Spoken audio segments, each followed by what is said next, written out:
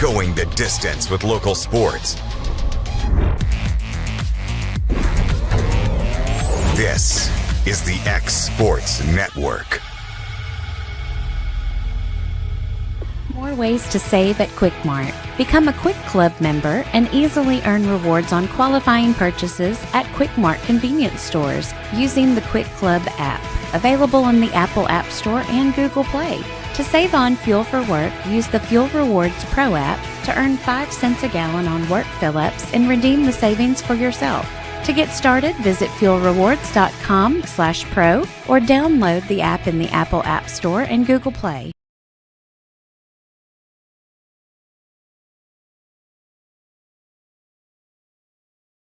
At C&B Linen, fast, friendly, and reliable service is our promise to you. Because you're not just a customer, you're family.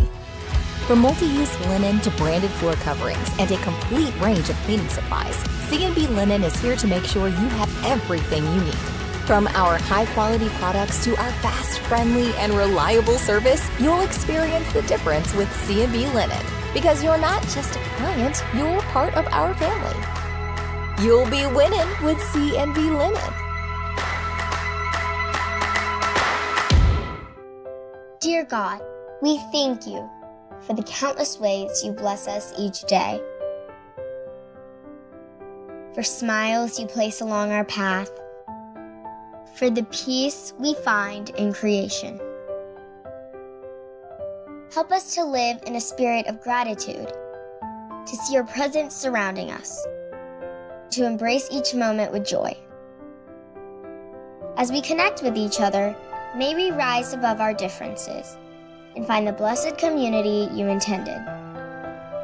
One full of support, empathy, and kindness. Dear God, we thank you for the opportunity to draw close to one another, to share hope, grace, and faith, to love unconditionally as you love us. Amen.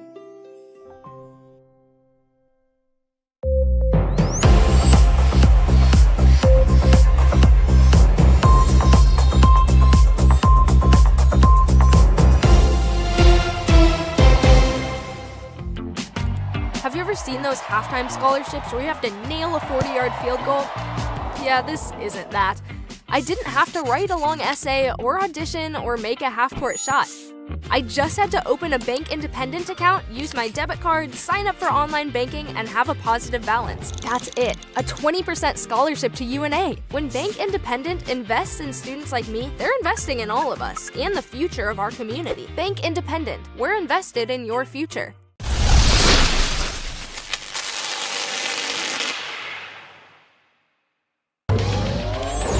Going the distance with local sports. This is the X Sports Network.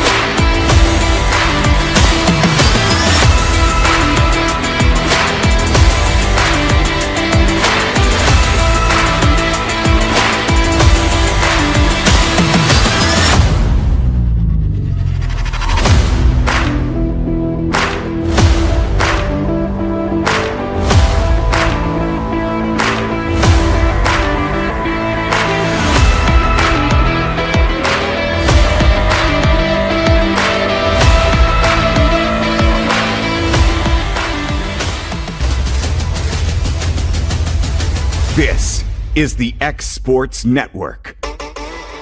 And welcome everybody here to Lexington, Alabama, the site for tonight's Alabama Bank Independent Game of the Week, featuring the Lions from Brooks High School and the Golden Bears from Lexington. This is AJ Good with Clay Miller here on the X Sports Network, bringing you tonight's contest. Let's take a look at both sides in this game. Starting first with the Lions out of Brooks at 4-3 overall, 3-3 within their region.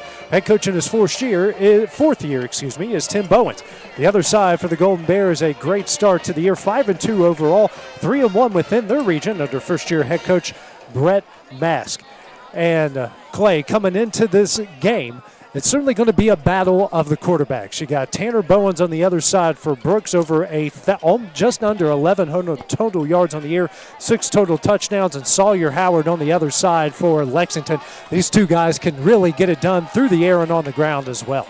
Yeah, both of them doing it a little bit different way, right? Zane Kilburn is thrown for almost over 1,300 yards, while Bowens uses his legs and his arms. So it'll be interesting to see which style of offense tonight is able to get going.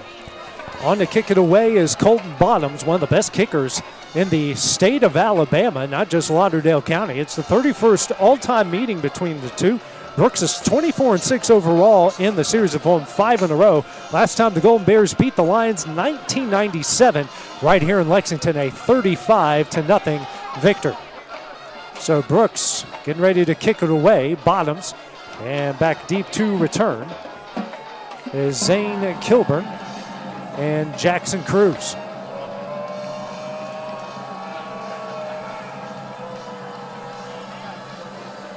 Bottoms ready to boot this one away. And already we got a whistle.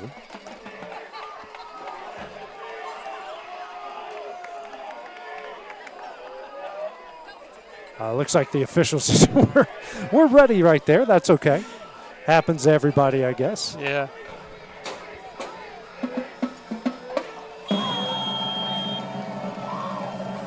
Now we're ready to kick it away. And Bottoms, a rocket of a kick, and that will go into the end zone. And Lexington will take over first down and 10 from their own 20-yard line. You know, AJ, that seems minuscule to be able to kick it through the back of the end zone, but that's such an advantage if you can do it to make sure the other team is not getting good field position. So Lexington in the purple tops, purple helmets, white pants on your screen going from left to right. Brooks, the all-white uniforms, black helmets on your screen from right to left. Zane Kilburn bringing the offense on the field. Sawyer Howard beside him. Kilburn rolling out here to his right. Steps up in the pocket, he'll throw, and he's got a man. He's across the 30 and taken out around the 32-yard line. A good start to this one. Kilburn finds the intended target, and Caden Shook, and automatically a first down here for the Bears. Ball at the 33-yard line, and the first down on the first play of the game. They're going to get on the ball quickly. 2 receivers to the right, 2 tight ends to the left. Howard behind Kilburn as they're going to flip the formation, send the tight ends to the right.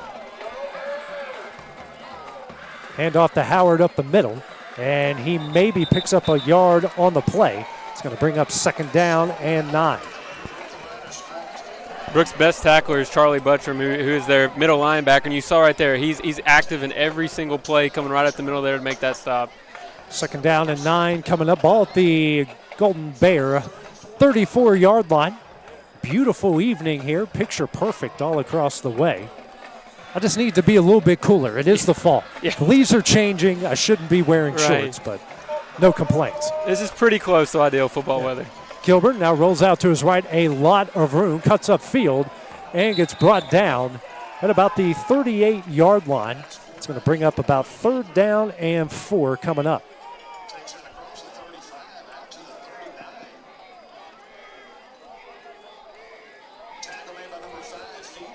Put it right at the 39-yard line.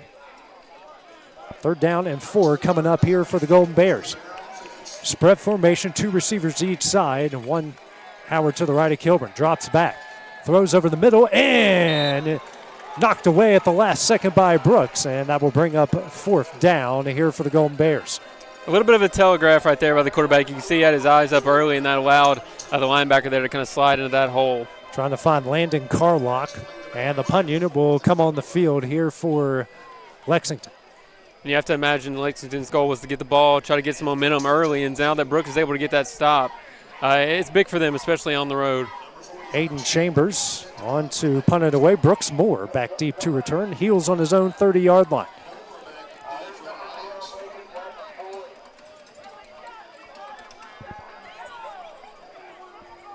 Good snap. Kick from Chambers, a end-over-end line drive kick. And Moore's just going to let this one roll, and that will fall at the 19-yard line. And that is where the Lions will have their first possession, first down and 10. Looks like Moore there, Clay, just wanted nothing to do with that ball the moment it was kicked. Right, those are the hardest to field, right, when the ball is a line drive, like kind of a knuckleball. So just stayed away from it. First down and 10 as Tanner Bowens bring his offense on the field. Ball placed at their own 19-yard line.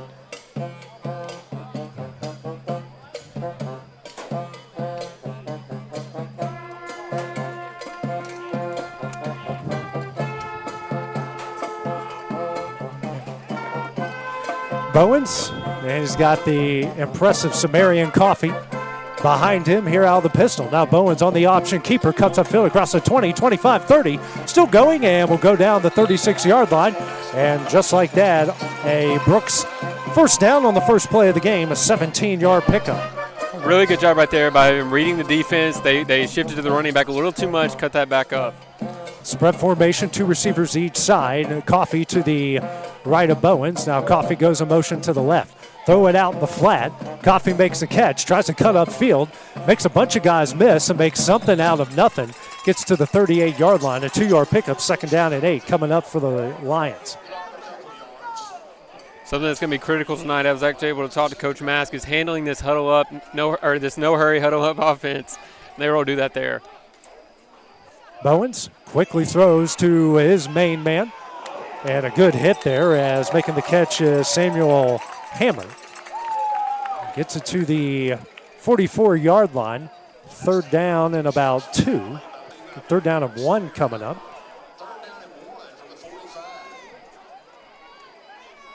Seven-yard pickup. Now Bowens calling his own number. He's going to be short. A great job by the Golden Bear defense. And that will, he barely gets, but he will lose a yard on play. Brings up fourth down and 2. That's a huge play for Lexington right there. It was third and short. They were able to make them lose yardage, and now it looks like they're going to force a punt. And just a great job trying to go fast, and they were able to get a man for a man. The bottom's on to punt it away. And a nice nice spiraling kick here. That will land at actually goes backwards, and they will have it at the 32-yard line, and that's where the Golden Bears will take over. First down and 10. So both sides do exactly the same thing. First down on the first play, then a 3 and out from there. So they will take over first down and 10 from the 32-yard line. As Kilburn, whose dad is from Lawrenceburg, still lives in Lawrenceburg. 8:42 remaining here in the first half. Two receivers to the left, two tight ends to the right. Now one goes in motion to the left. Kilburn hands up to Howard. Howard has some running room, but not much. We'll give him forward progress, maybe to the 33. Second down and 9 coming up. It's going to be really important for Brooks to be able to bottle up Howard tonight. He's their leading rusher and second leading receiver. So that if you can handle him tonight, that's going to limit Lexington's offense a lot. Second down and 9, 8:15 remaining here in the first quarter. Spreading it out, two receivers to each side, both sides using a spread offense. Kilburn drops back. Good protection. Throws over to the left. It's his intended receiver. He gets it across the 40, the 45, down to the 46-yard line. And that will be a first down and 10 for the Golden Bears. And you can tell early on, Kilburn's got a lot of arm talent. Easily able to flick that all the way across the field. Gets it to the 46. It's a 13-yard pickup. Second first down of the game for Lexington. Going trips to the right. Tight end to the left. Howard to Kilburn's right here out of the shotgun. Screen play out to Howard, and that will go in and out of his hands. We'll bring up second down. We've seen both teams try to run those little throw over screens, and both times it seems like the defense was ready for it. Almost picked it off both times. And that one was a little bit more dangerous than what we saw right in front of us here just a little bit earlier. Right. Second down and 10 coming up. Ball at the Golden Bear 46-yard line. 7:41 on the stopped first quarter clock. Lexington off to one of the best starts here in school history under first-year head coach Brett Mask. You talked with him earlier today, Clay, and he's certainly really confident in his team right now. Yeah, and you can tell he really has this team disciplined, and that's what he's focused on. When I talked to him, it wasn't necessarily about X's and O's. He said, I know we have the talent. It's about cleaning up penalties, cleaning up mistakes, because he knows this team is good enough to compete with anybody. Coming in second in the region into tonight's game. This is not a region game. One team's in one classification, the other's in the other. Kilburn hands off to Howard over the right side, and he might have lost a yard. And they're going to get him right at the original line of scrimmage. That will bring up 3rd down and 10. So far, any time Howard's tried to go up the middle, he's been met by Charlie Buttram, and so that's really important for Brooks, not letting them establish that inside run game. This is a young Brooks team. This is an experienced team that went pretty far in the Alabama playoffs a year ago, and a lot of young guys, but you certainly can't tell by the way they've played so far this year. Very active up front so far. 3 receivers to the left, 1 to the right. Kilburn drops back, throws, and it is in and out of the hands of a Brooks defender. And that will bring up 4th down, and for the second time tonight, Clay, that almost got picked off. That's right. And like I said, he has a lot of arm talent. Right there you saw you get a little greedy, try to fit a ball through a window, and Brooks was sitting in zone and able to kind of pounce on it. On the punt and away is Aiden Chambers. Brooks Moore back deep to return, and he will put his heels, looks like on his own 24-yard line. Chambers punted it inside the 20 the last time. And officials blowing whistles here. And telling them to back up. That's the second time they've had to spot the ball here. 7:01 remaining in the first quarter. It's not easy being a ref. No, it's not. I'm surprised that doesn't happen as often as we've. I'm surprised that doesn't happen often. Yeah. That's what I'm trying to say. Chambers punts it away, much better than the last one. Moore will field it at the 16-yard line. Next, a couple guys miss. Sam brought down at the 24, and that's where the Lions will take over 1st down and 10. We've kind of started every drive in the same place, AJ. It kind of feels like both teams are still a little filling each other out a little bit, trying to figure out what's going to work on offense. And just waiting for somebody to break it wide open here. The Lions will take over, 6:51. Ball at their own 24-yard line, second possession in the game. Forced a pair of Golden Bear punts. 2 receivers to the left, tight end to the right, 2 running backs in the backfield. Hand off over the right side, and he's brought down right at the 25-yard line. That will bring up 2nd down and 9. On the carry was Roderick Thompson. Picks up a gain of 1.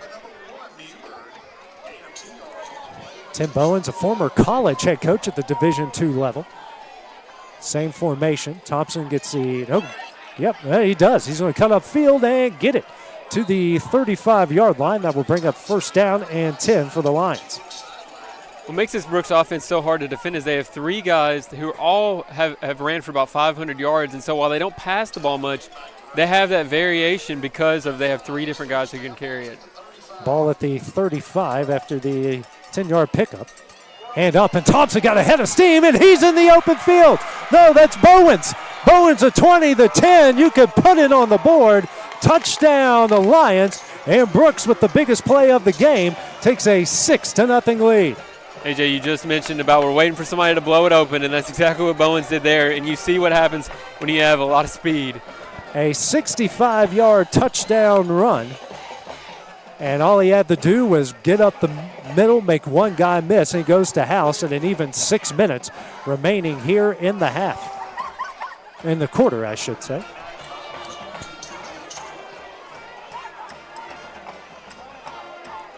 And snap back, the kick is up, and the kick is good. So with 6 minutes remaining here in the quarter, Brooks leads Lexington 7-0.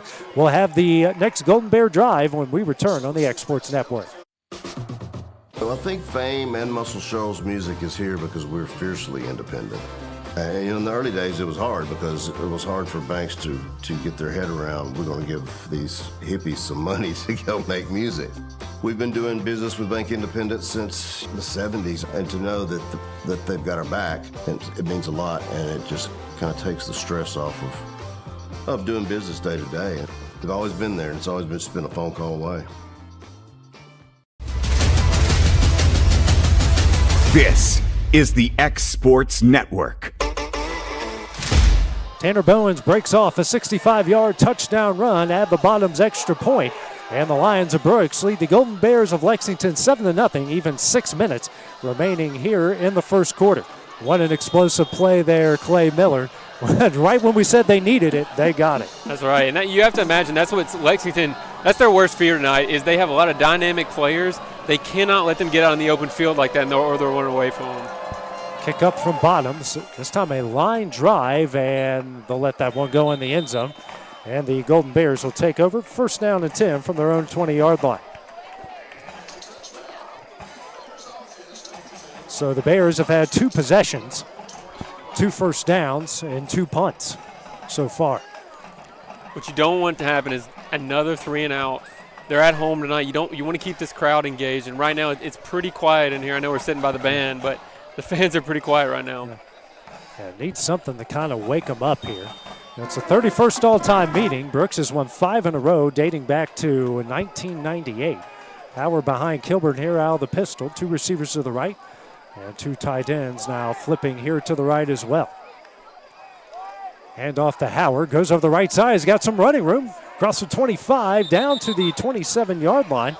Will bring up a second down and 3. You already see a little bit of an adjustment there. Obviously, they're going to run inside and outside, but haven't had success up the middle, so they bounce outside right there, and it finds a lot more running room.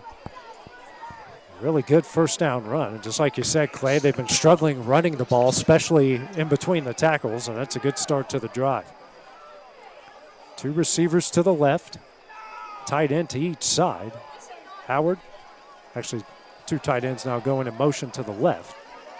Howard behind Kilburn in the pistol. Kilburn, quick throw, and that is tipped at the line of scrimmage. And Clay, you mentioned it before. It's almost like they know that one's coming. They're able to get a hand on it. You almost want to, obviously these teams have watched a lot of film. They know the game plan. They both seem like they're keyed into that outside throw, knowing that's what both teams like to do. 5:15 remaining here in the first. 7-0 the Brooks lead. Obviously, there's a lot of game left to play, and you don't want to be dramatic, but this does feel like a huge play right here for the Lexington offense to try to get some momentum. A lot of guys for Lexington play both ways, and you certainly want to keep the offense on the field as much as you can. 2 receivers to each side. Kilburn. And he throws, and he's got a man, makes the catch, stumbles. He's across the 30, the 20, and brought down at the 12-yard line, and a first down for the Golden Bears. What a play as he finds his intended receiver in Jake Lard.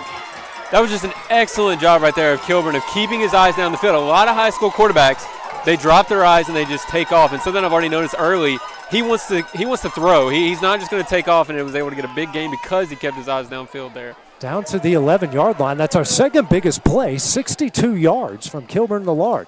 Hand off to Howard up the middle, breaks through and stacked up at the 5-yard line. That will bring up second down and 4. Good run there. They're starting to find some success up the middle here. And you see, I think that's important why they can't go 3 and out. When you get a first down, you get the defense on their heels a little bit. It makes it harder to get set up and stop that inside run. 4:25 on a rolling first quarter clock. First down. They can still get a first down if they get it to the 1. Power formation. Power fully loaded pistol. 3 guys in the backfield. Howard, the handoff over the left side, and he is going to get to the 1. They might have done what you said and got a first down right there at the half-yard line. We'll see. First down and goal. Down to the 1. And gets him a fresh set of downs.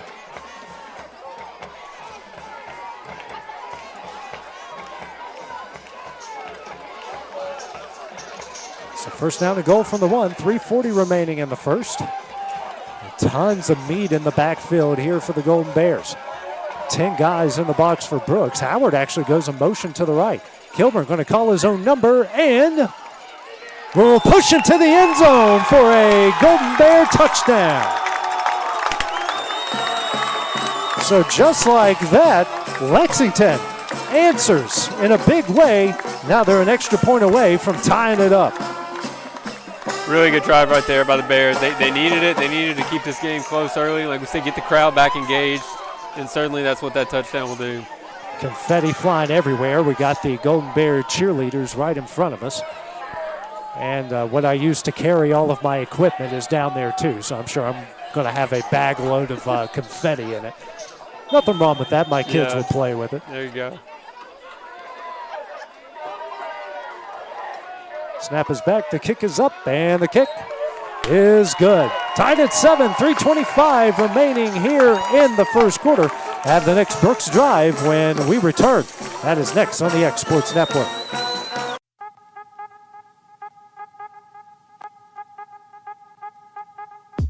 Hey folks, you'll never guess where I'm at today. That's right, I'm at my Quick Mart store. Starting off with a fresh cup of coffee, and guess what's next? The biscuit.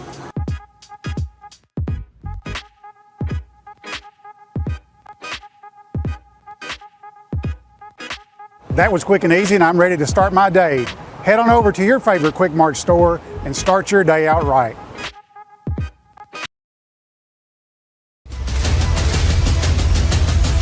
This is the X Sports Network. 6-play, 80-yard drive capped off by Zane Kilburn's 1-yard touchdown run at the Chambers extra point. We're tied up at 7, 3:25 remaining here in the first quarter as Chambers set to kick it away. Got Thompson and looks like Coffee back deep to return. And Chambers hits a rocket, and they're going to let that one go into the end zone. And a touchback, and every Brooks drive so far is started inside the 25-yard line, and this one will start at the 20. Tell you what, AJ, looks like we got two really good kickers in this game, which is really nice to see. You only see that at the college level. Yeah. It's really good to see. I've seen some good kickers throughout my time this year and throughout the years in Tennessee, but to see two kickers in the same game, pretty rare. Bowens brings his explosive offense on the field. Hands off up the middle. That is Coffee, and he will get it to the 26-yard line. 6-yard pickup brings up second down and 4.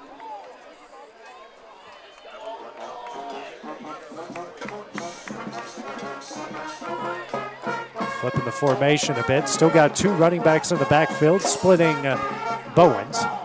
This time it's Thompson. Going to get the handoff up the middle, and he won't go far. He'll pick up 1, and I believe this is only their second third down situation of the night. 3rd down and 3. This is obvious, but if they're able to limit the yardage gain like they did there, that slows down that offense a little bit. They don't have to go far to set up, and that's definitely what Lexington wants to do. 3 receivers here to the left, tight end to the right. Coffee will be to Bowens right out of the shotgun. Coffee goes in motion. Bowens drops back. Here's a screen. It's a middle screen. He's got Thompson. Thompson's got the first down and a ton more. He will get all the way in the Golden Bear territory, cuts up the field, and gets brought down at the 35-yard line, and that will be a Lion first down. That was an excellent play call. We've already seen they've tried to throw that de facto jet sweep. They had the whole offense flowing to the left side, eyes in the backfield for the Lexington Bears, and they throw a middle screen. Have it marked at the 33-yard line. That's where they'll take over, first down and 10. And now, is that before the play there, Clay? I think so.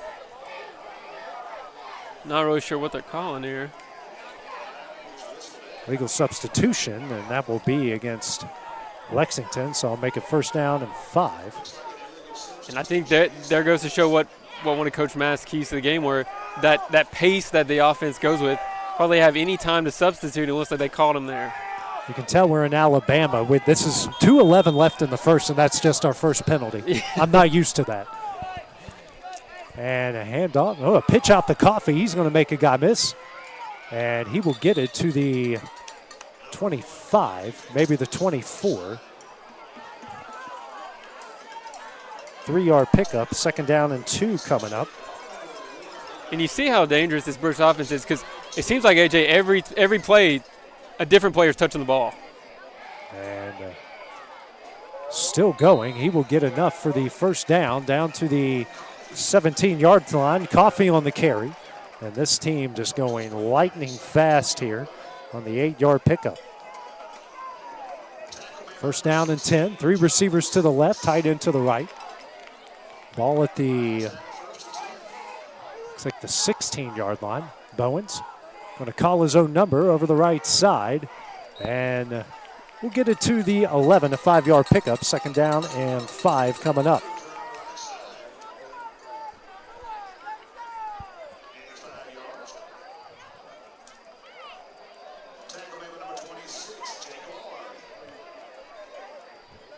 Bowens going to call his own number over the right side again. He's going to cut up field. And we have a penalty flag on the play as he got it to the 6. See what the penalty flag is here. I wonder if something might have happened on the tackle there. Yeah. Yep. It's a face mask, and that will be a 1st down and goal. 1st down and goal coming up here for. You have to think this is exactly how Brooks wants a drive to look, right? They haven't had necessarily any huge explosive plays, but just positive yards every time. 1st down and goal. They hand it up the middle. It's Thompson. He gets into the end zone, and that will be a touchdown for the Lions. They now lead at 13-7 with 22.8 seconds remaining here in the 1st quarter. Thompson with just his 2nd touchdown scored here on this. Well, we're already actually his 5th touchdown of the year as Bottoms on to kick it away.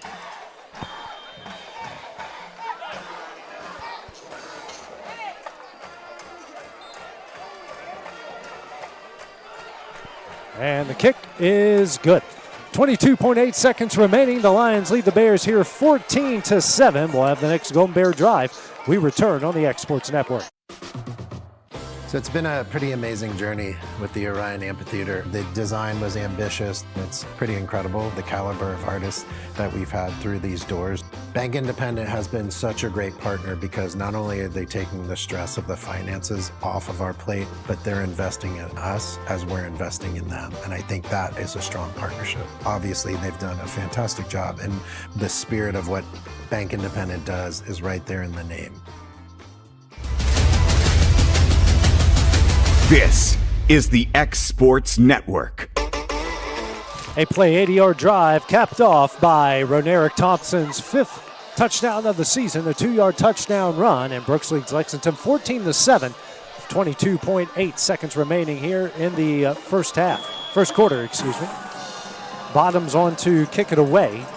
We haven't had a kickoff return yet from either side. The kickers have been really good, booting this one deep into the end zone. And Bottoms a high end-over-end kick and let it roll into the end zone. Howard will, and the Golden Bears will take over 1st down and 10 from their own 20. Like I said to start the game, you watch that kick and it's boring to see the ball go through the end zone, but it's such an advantage in high school football to make a team go 80 yards every time because a lot of times you'll see them get it at the 40 almost every time.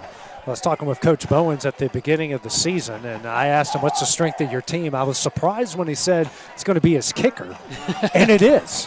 He's 10 of 12 in kicking field goals, 22 of 22 of point afters. I mean, you got a guy that's pretty much automatic. I mean, that's college pro numbers. That's a big-time advantage. That's almost, if you can get it into a certain range, it's guaranteed points every time. Kilburn brings the offense on the field. Play action. Drops back, feels a little bit of pressure, rolls out to his left, throws, and it's going to be intercepted at the 25-yard line. Came out of his hands wrong, and Brooks will take over deep in their own territory at the 19. That ball just flew up out of Kilburn's hands, and it was picked off. Yeah, obviously it's hard to see exactly what happened there, but no receiver in the area. You have to think he was trying to throw that away, and it kind of just came out, like you said, like a wounded duck straight into the arms of the Brooks defender. But I think that's a mistake you can't have if you're Lexington.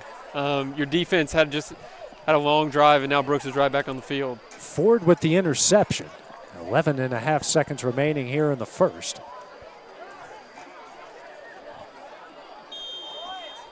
And this game brought to you by Bank Independent, member FDIC. And Bowen's going to call his own number, cuts up field, tripped up, and he will get it down to the 14-yard line. That will bring up 2nd down and 5. And that will do it for the first quarter. So after 12 minutes of play, Brooks has a chance for their 3rd touchdown. It'll be when we return here on the X Sports Network. At C&B Linen, fast, friendly, and reliable service is our promise to you. Because you're not just a customer, you're family. From multi-use linen to branded floor coverings and a complete range of cleaning supplies, C&B Linen is here to make sure you have everything you need. From our high-quality products to our fast, friendly, and reliable service, you'll experience the difference with C&B Linen. Because you're not just a client, you're part of our family. You'll be winning with C&B Linen. The thing that really stuck out to me when we went to Bank Independent was that family, home, community type feeling. We felt like we were taken care of. Don't worry about it. You're going to be fine. We're watching you. We got your back. We're here for you. I had somebody that was a phone call away or even a text message away that if I was having trouble with the equipment or just didn't understand how to do something, they were here. They were at my business. This is the X Sports Network. 14-7 is the Brooks lead as we get ready to start the second quarter. They have it 2nd down and 5 from the Golden Bear 19-yard line. Got it after a interception thrown by Zane Kilburn. And Brooks knocking on the door of their 3rd score of the night. 2nd down and 5 as we start the second quarter. Bowens hands over to Coffee. Coffee cuts up field, and he will get across the 10, still pushing the pile, still pushing, still going. He will take it down to the 5-yard line. Be 1st down and 10 for the Lions.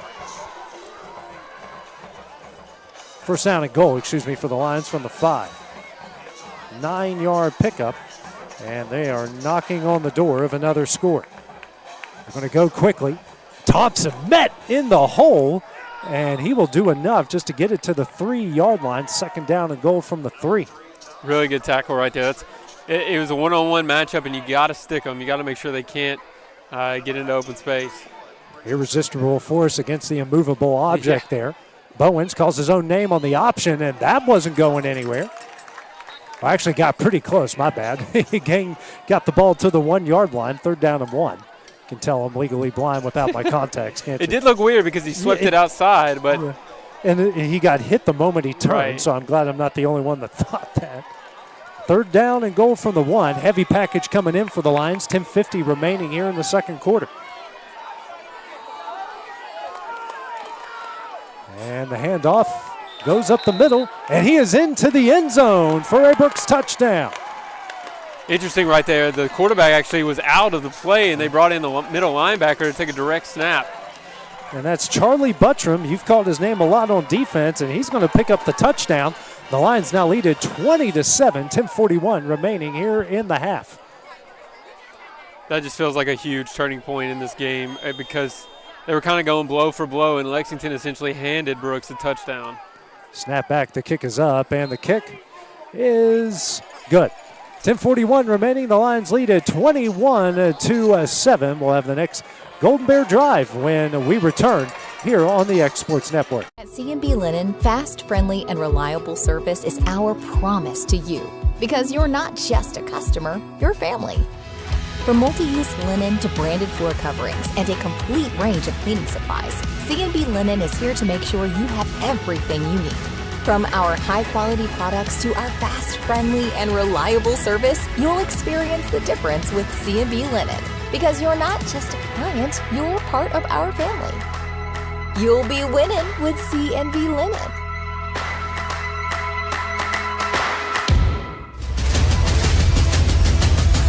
This is the X Sports Network. The Lions take advantage of the Golden Bear interception. Charlie Buttram punches it in from a yard out. Brooks leads Lexington 21-7 getting ready to kick this one away. 10:41 remaining here in the second quarter. High end over end kick. Howard's going to field it at the 4-yard line. We'll have our first kick return of the night. Howard cuts up field and gets it to the 24-yard line, and that's where the Golden Bears will take over, first down and 10. Pretty good job right there of converging in on him, because if he would have broken that through that last wave, we might have been in a foot race. We'll give him forward progress to the 25, so it's a 25-yard kick return for Howard. He's done a lot for him tonight. Brooks overall can't be too dissatisfied with their defense. It's been when they let Kilburn get out of the pocket, that's when he's hurt them. 2 tight ends to the right, 2 receivers to the left. Howard to Kilburn's left here out of the shotgun. 10:31 remaining in the half. Jet sweep. It's shot this time. He'll get over the 30 and gets brought down at the 32-yard line. Second down and 3 coming up. Not a bad run off the jet sweep there for Caden Shook.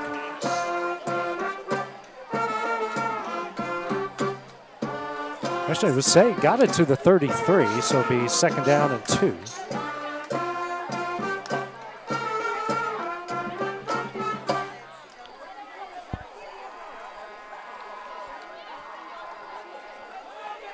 I'll flip the formation here a bit. And Clay, they need a sustained drive here to keep this Brooks offense off the field. Quick throw out. Hits their intended receiver. And he will do enough to get to the first down to the 36-yard line. Once again, a little bit of a discombobulated play with that, like we said, that screen pass just kind of backwards.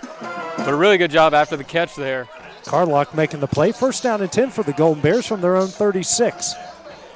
And I really think that's the key to Lexington's success if they want to score points, is they have 3 really dynamic skill players. They haven't really been able to get the ball into their hands very much, though. It's been a lot of Zane Kilburn running around. So if they can just get the ball into their best players' hands, I think they'll have more success. 9:20 on a rolling second quarter clock. I'm going to get my quarters right at some point. 2 receivers to the left, tight end to each side. Kilburn, and we're going to get a penalty flag on the play. And this might go against the offense here. Legal substitution, and will go, and that is the 3rd penalty here against Lexington tonight. A couple of illegal substitutions now against Lexington. You see the coaches down on their sideline a little confused about what happened there. So it brings up first down and 15.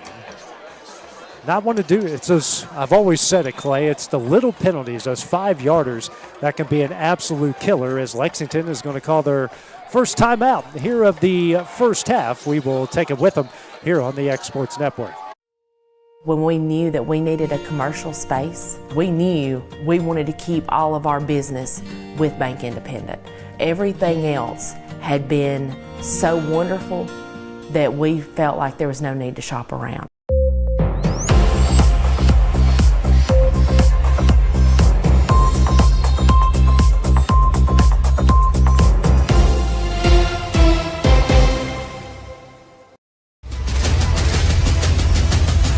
This is the X Sports Network.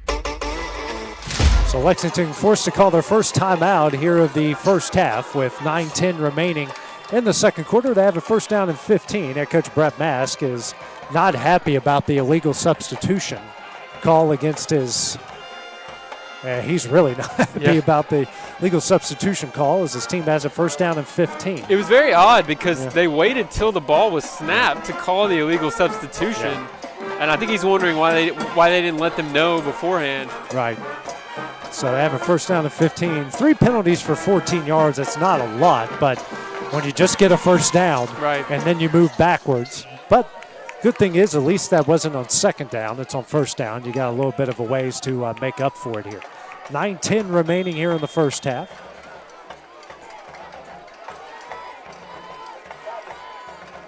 Handoff. Over the left side, it's Howard. Cuts up, and he's going to lose a yard. And that will bring up second down and 16. I have to say, I've been really impressed tonight with how the Brooks defense has really all flowed to the ball. They haven't really let any runs get outside of them, and that's impressive, especially in high school football. Mentioned Buttrum's name, just got the touchdown. You've called his name a lot tonight, Clay. He is all over the place for this Brooks defense. I promise you, I think he literally is involved in every tackle. 2 receivers to the right, 2 tight ends to the left. Kilburn here out of the shotgun. Motion comes from Shook. It's a play-action pass, and he's got his man, and he just overthrows him. Had 2 guys in the area. That will fall incomplete. It's 3rd down and 16, and man, that had a chance for a huge play for Lexington. It did, but if you saw number 53, Gunnar Charlie was bearing down on him. He couldn't flip his hips really. Just kind of had to wing it with a sidearm and couldn't quite get enough on it. 8:25 remaining here in the half, and 20 on the play clock. Kilburn will go in and see what they have here. Ball at their own 30-yard line. And you mentioned it, AJ. You know, that 5-yard penalty doesn't seem like much, but it just totally killed the momentum of this drive, and now we're in 3rd and long. 3 receivers to the right, 2 to the left. Empty backfield. Kilburn snaps it just in time. Pump fakes. Throws over the middle, and he certainly might have got there early, and they will throw it. It is intercepted, but it looks like we're going to get a pass interference penalty. 2 flags there, and I think I got it right there, Clay. He got there just a hair too early. Yeah, we had a really good look right down the line there and just came in the back a little too early. I didn't want to call it too early, but it certainly looked like he got there too soon, and it is pass interference against Brooks. That's tough as a defender, especially when the receiver's back is to you, because you're trying to make sure he can't catch the ball, and you're just trying to time it just right, and he was just, like you said, about a second early. So it is not an automatic first down in high school football. Why they don't do that, I don't know. But will be 3rd down and 1. I talk about it a lot, Clay. I hate that there's not uniformed, like, pro in college, that's a first down, but in high school it's not. It makes no sense. No free handouts in high school football. That's what it is. 2 tight ends to the left, 2 receivers to the right. Howard behind Kilburn here out of the pistol. Now the receivers will flip the formation to the other side. 8:15 remaining here in the second. And it's a handoff to Howard. Has to dodge a tackle. Tries to go to the left side, and he is going to be short. Down at the 34-yard line. That brings a 4th down and 2.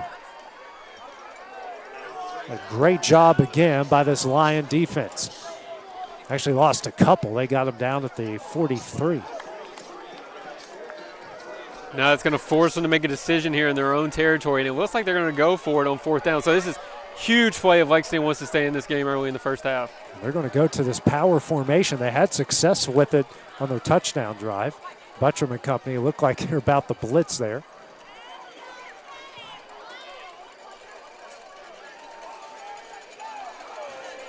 And they do. Howard and Buttram gets them in the backfield for a 1-yard loss. And the Lions, with great field position again, take over 1st down and 10. Like you said, it looked like they were bringing pressure, and they kind of just, they were like, we're going to live with the results. If they throw over the top of us, they kind of guessed that they were going to run it up the middle there, and a really good play by Buttram. What an amazing play. He's the only one that they did not account for there. And if someone gets a hand on him and a shoulder on him, you're right. Guys in purple still have the ball, but Buttram just found a way to get through and make an amazing play. Bowens brings the offense back on the field. Motion comes. Hand off to Coffee, and they're going to stack him up at the 40-yard line, and he just gets tossed around. They'll bring up 2nd down and 8. That's what they got to do. They can't let them just chip away 5 yards, 6 yards, stay ahead of the chains. They got to try to force some negative plays and get Bowens to throw the ball. I think they've only thrown the ball maybe one time, and it was on a screen. Under 7 minutes left here in the half. 2nd down and 8 coming up for the Lions. And we're going to get a penalty flag, and this might be the first one against Brooks tonight. And a false start, and it will be to bring up 2nd down and 13. And let's see if, that penalty kind of has the same effect on Brooks here, where just 5 yards, but now they are behind the chains. Ball at the Golden Bear 45-yard line. 2 receivers to the left. 1 bunched up to the right with the tight end. Bowens, Coffee to his left. Hand off to Coffee over the right side. He's got a head of steam and a blocker downfield. He's across the 30, 20, 10, and cuts upfield. He will go out at the 1, and it's first down and goal from the 1. And you've seen tonight that 2 times that Brooks runners have gotten in space, they've almost housed it both times, and that you just can't allow as good of athletes as they have to do that. Bowens gets the offense on the ball here quickly. Goes up the middle. It's Coffee, and he will break through for a Brooks touchdown. 27-7, 6:29 remaining here in the first. So Coffee gets his first score of the night and his 9th of the season. As Bottoms is on to attempt the extra point.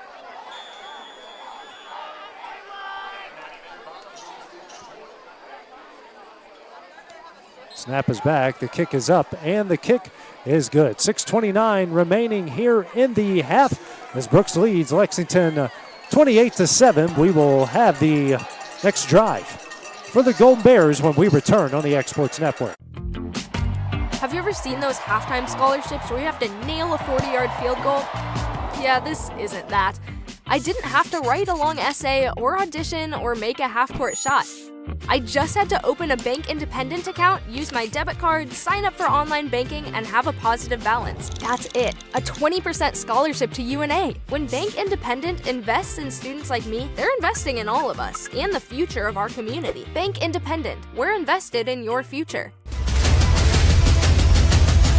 This is the X Sports Network. Sumerian Coffee's 9th touchdown of the year from a yard out makes it 28-7, 6:29 remaining here in the first quarter as Brooks leads Lexington. Charlie Bottoms on to kick it away.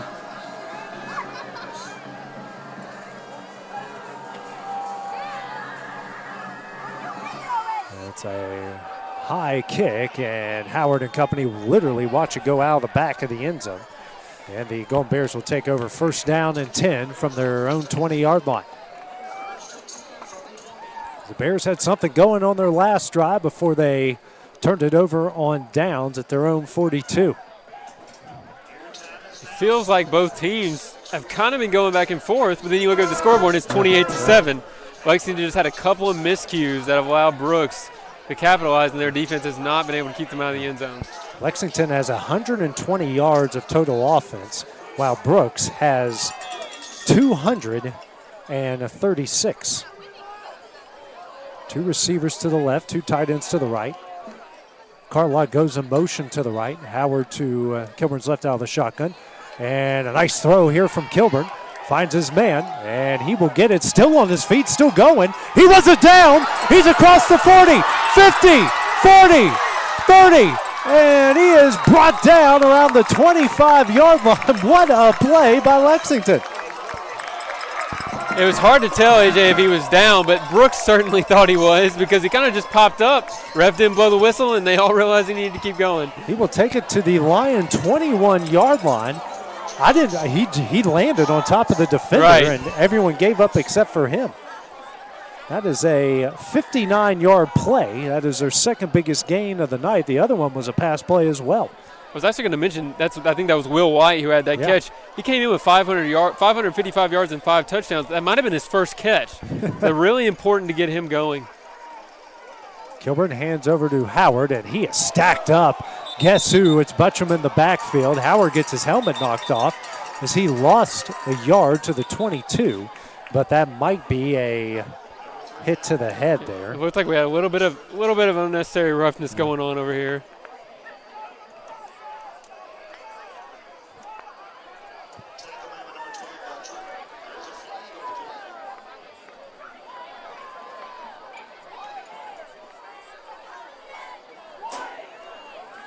Moving. It's a personal foul, chop block, and that will go against Lexington. That just seemed, that was away from the play on the left side, very unnecessary, and that was exactly what, like I keep saying, Coach Matt said, we cannot have miscues and penalties where we get behind the chains. They'll bring up first down and 25 here for the Golden Bears. It's felt like the difference in between the two offenses. there's not been a lot of easy offense for the Bears. You know, they've had to work for a lot of their big plays. And certainly I've been impressed with the way the Brooks defense has been able to rally to the ball tonight. First down and 25, 5:48 remaining here in the half. Still got plenty of room to work with here as they've gotten the ball into Lion territory. Two receivers to the right. Yeah, I was about to say, are they missing a player? And they roll him in here. Kilburn drops back. Throws. He's going to throw it deep. He's going for White again. White never saw it. Fall incomplete. Second down and 25. And Clay, they had him if he saw it. But we do have a penalty flag here on the play. Yeah, I don't know if they may call it late, but it looked like Kilburn got lit up as he threw that ball. It's going to be a personal foul, and it will be a roughing the passer.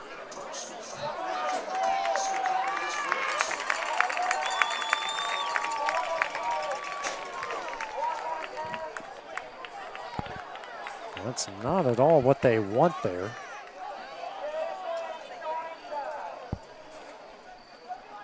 Both teams kind of trading a little bit of dumb penalties there. We'll take it right back to the, wow. Right back, should take it back to the 21-yard line. Actually, they mark it at the 19. That'll be first down and 10 from the 19.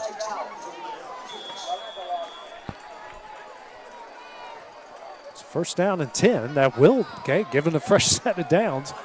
For some reason, they gave him 17 yards on the roughing the passer, but Kilburn drops back. Pressure comes, and he will throw it away that time, and it does. That time it wasn't a pop-up that went out of his hands. Brooks had that one miscue where they kind of let him run around and throw it down the field for a big play, but overall they've done a really good job in coverage tonight. Have not been many open receivers down the field. Kilburn is 5 of 12 for 150 yards so far tonight with an interception. And 120-ish of that is off 2 plays, right. 2 completions. Tight end to each side. Howard to his right, 2 receivers to the right. Howard goes in motion. Kilburn, quick throw, hits his man, and he will dance around, and he will get it to the 11 on the catch to Lard. 8-yard pickup. Third down and 2 coming up. Actually, third down and 1. You have to imagine, no matter what, this is 4-down territory here, being down 21. So they got 2 plays you would imagine to work with. They've taken about almost 5 minutes off the clock here in this drive, which that keeps the Brooks offense off the field. Kilburn hands off to Howard. Oh, Butcher met him in the hole. Howard still going back. You know, the term nose for the football can be overused sometime, but he has a nose for the football. Every single play, he's in there. And they will mark him right at the line of scrimmage. 4th down and 1. And a timeout is called here on the play. Brett Mask is not happy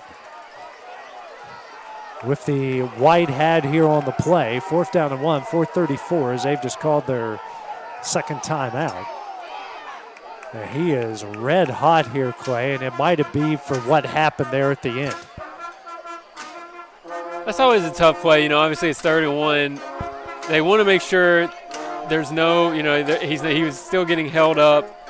And so just trying to get him to the ground. But, yeah, it did look a little bit late. Today's game brought to you by Bank Independent, member FDIC, and equal housing lender. Thankful for their sponsorship here to bring you Alabama athletics here in the northern part of the state. Still got a couple more weeks here in the great state of Alabama, seeing a lot of good games and a lot of points, and we've got a lot of them here tonight. And again, you got the Golden Bears staring down at a 4th down. Lexington's 1 of 6 on 3rd down, 0 of 1 on 4th down tonight. Brooks, who hasn't tried a 4th down tonight, but they're 2 of 3 on 3rd down. It's interesting to note the last 4 rushing plays for Lexington have all gained negative yardage, and so that just shows whether it's really the whole Brooks defense, but Charlie Buttram has wreaked havoc on their run game. And a miscommunication there. Howard is brought down in the backfield. They won't get it that time. They get him at the 13-yard line, and Brooks will take over as they get the ball first down and 10. 3-yard loss on the play. And the Lions take over again, the second time they have stuffed them on fourth down. And you could just kind of feel that coming, right? You know, Coach Mask was really angry before that. Brooks had all the momentum. Just nothing they want to do right now seems to be working. First down and 10 from their own 13-yard line. 4:26 remaining here in the half. The way this Brooks offense has been going, they've got plenty of time to make something happen. And they'll get the ball to start the second half, so you have to imagine it'd be perfect to bleed some clock, put another one in the end zone, and then get the ball to start the second half. A quick throw out. That will bring up second down and looks like 2. Hunter Gregg got the pass. There's again 5. Second down and 5 coming up. 2 receivers to each side. Looks like Thompson to Bowen's right. Bowen's here, the option pitch out to Thompson. Not much going there. Great defense on the outside. They get him at the 15-yard line, a big stop. And Lexington has actually really handled that speed option well tonight. It's been the up the middle runs, that they have struggled with. And looks like we got an injured Golden Bear here on the play. So while they check on him, we will take a break here on the X Sports Network.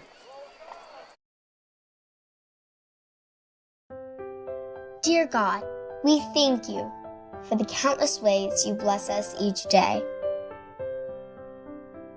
For smiles you place along our path. For the peace we find in creation. Help us to live in a spirit of gratitude, to see your presence surrounding us, to embrace each moment with joy. As we connect with each other, may we rise above our differences and find the blessed community you intended. Injured Golden Bear is fine. It is third down and 8 for Brooks. So 2 of 3 on third down tonight. 3:37. The rolling second quarter clock. Thompson goes in motion. Bowens drops back. Pressure comes, and he gets out of traffic. He will get it across the 20. He will have more than enough for a first down and gets it near the 40-yard line, and that's where they will mark him out for a first down and 10 here for the Lions again. I think that play right there is kind of this game in a nutshell, right? They had third and short. Bowens is in trouble. He's able to escape and get a first down where Lexington has not been able to convert on those plays. So give it to him at the 41-yard line. And Bowens is going to fumble the football. He'll fall on it at the 36. That's a 5-yard loss. Second down and 15, a rare mistake by the Lions here tonight. That's something Lexington, that's what they need to happen. A turnover, something negative, something to get them back in this game a little bit. Second down and 15 coming up. Bowens throws it deep, one-on-one, and too strong for his intended receiver. Leading receiver on the year, his favorite target, Samuel Hammer. And a third down and 15 coming up. 2:51 remaining here in the half.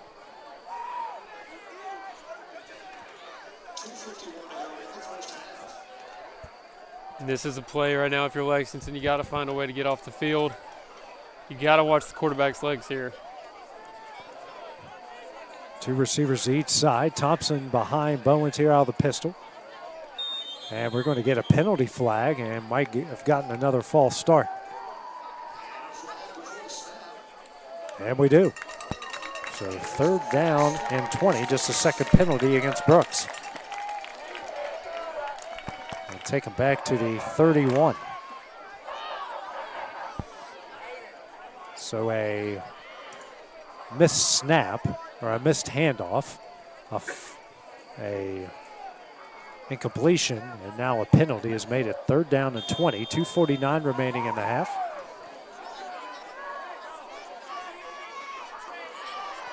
Bowens Straight drop back, has some pressure, rolls out to his right. We have a penalty flag. Looks like holding as Bowens will cut upfield. He'll get tripped up at the 43. We'll be short of a first down, so we'll see what head coach Brett Mask wants to do here. 2:41 remaining. He does have a timeout left. It is holding. And looks like they're going to mark him, take him back. 3rd down and 30. You have to imagine the thought process there is, we were trying to put some points on the board before the half, get as good a field position as we can. Of course, you're banking on you got to get a stop here. Takes it all the way back to the Lion 21-yard line. So 3rd down and 30. If they go any further, I don't know if I'll be able to fit it on the scoreboard here. 3 receivers to the right, 1 to the left.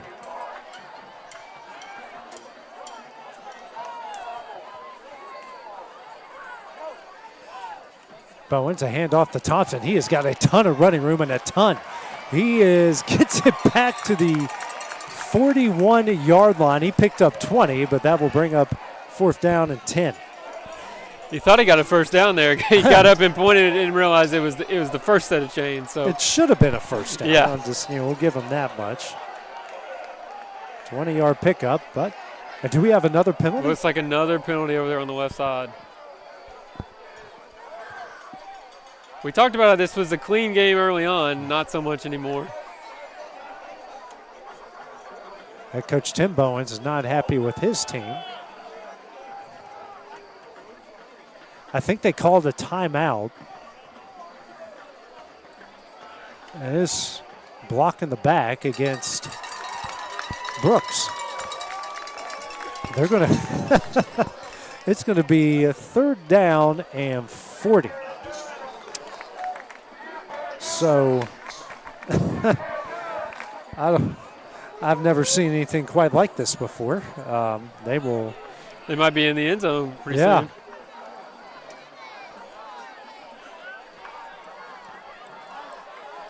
I'm not sure. Is that a spot of the foul? Yeah, it's at the spot of the foul. Okay. So it's at the 31, and they will take it to the.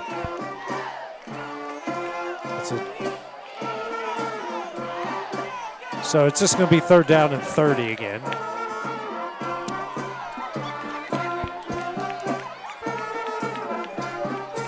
We'll just replay it. 3rd down and 30 for the second time. And you understand the logic to some point here of accepting these penalties, but if I'm Lexington, you got to watch out for this clock. Only 2:26 left. You're allowing some precious seconds to bleed away. I believe they just called their last time out there. Yeah. So 3rd down and 30 for the second time. Bowens hands off to Thompson, and Thompson still somewhat breaks free, but gets it to the 27-yard line, and that will bring up 4th down and 23. So after all that, from a field position standpoint, I guess you could say accepting the penalties worked. So that will bring up Bottoms onto punt it away. Pretty good bunt the first time. Just a second punt tonight. Howard and company back deep to return. It's like Howard and Carlock. And a beautiful punt by Bottoms. Howard fair catches it. Nobody there. That is going to roll all the way to the 18-yard line. What a great punt there by Bottoms, and that's where Lexington will take over 1st down and 10. You talked about talking to Coach Bowens early in the year and saying kicking was a strength. You see why there. That's just huge, really, when Lexington is trying to get good field position for this last drive, and instead they start inside their own 20. You bank on it sometimes when you allow the penalties and you make some stops and they go that far back. You bank at the high school level, they don't have someone that can do that. Right. This kid can do that. So 1st down and 10 from their 18. No timeouts. Minute 37 left here for the Golden Bears. Kilburn with Howard to his right, 2 receivers to the right, 2 tight ends to the left, and it's a shot with the handoff off the jet sweep, and he is met the 16-yard line. Loses 2, 2nd down and 12 coming up. Really the biggest part of this game so far on the offensive side of the ball for Lexington, they just had nowhere to run. And that's been huge for Brooks because they're not allowing those big chunk plays that are allowing Lexington to get into a flow on offense. Minute 10 left here in the half.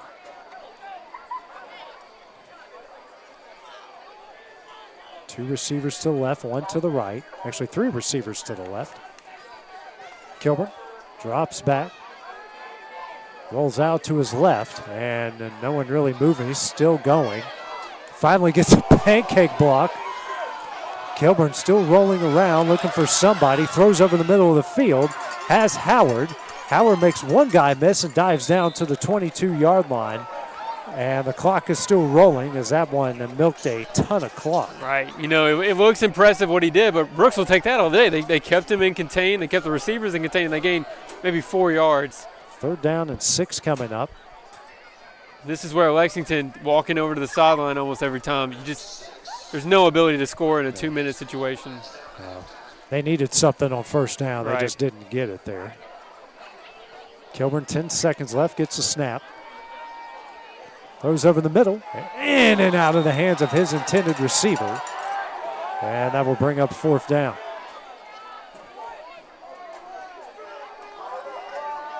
Clock stops at 5 seconds left. And you wonder the strategy here for Lexington. Ideally, you don't even want to give Brooks a chance to do anything to score here.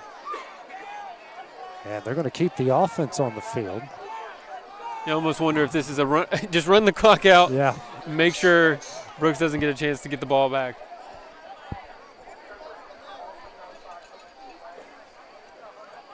Five seconds left, 4th down and 6 for the Golden Bears. Kilburn drops back. Brooks rushes 3. Plenty of time. He's going to throw it deep. He's going for White, and White knocked it out of his hands right at the last second, and that one will end the half. It's been all Brooks so far here through the first 24 minutes. They lead it 28-7. As we go to halftime, we will take a couple-minute break, and when we return, we'll have the Brooks Band for their halftime performance. That will be next on the X Sports Network.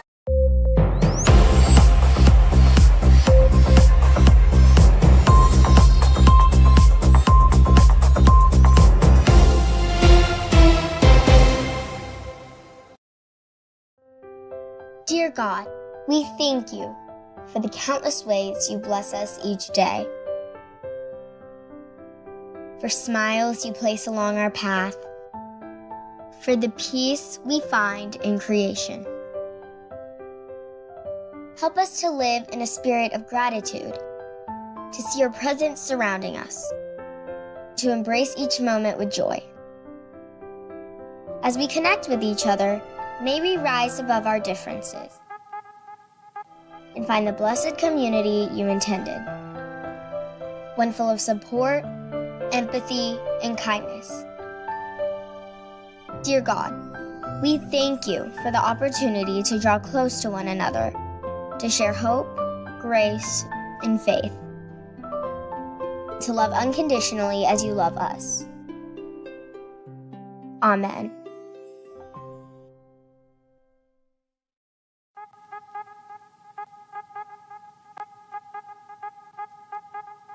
Hey folks, you'll never guess where I'm at today. That's right, I'm at my Quick Mart store. Starting off with a fresh cup of coffee, and guess what's next? The biscuit.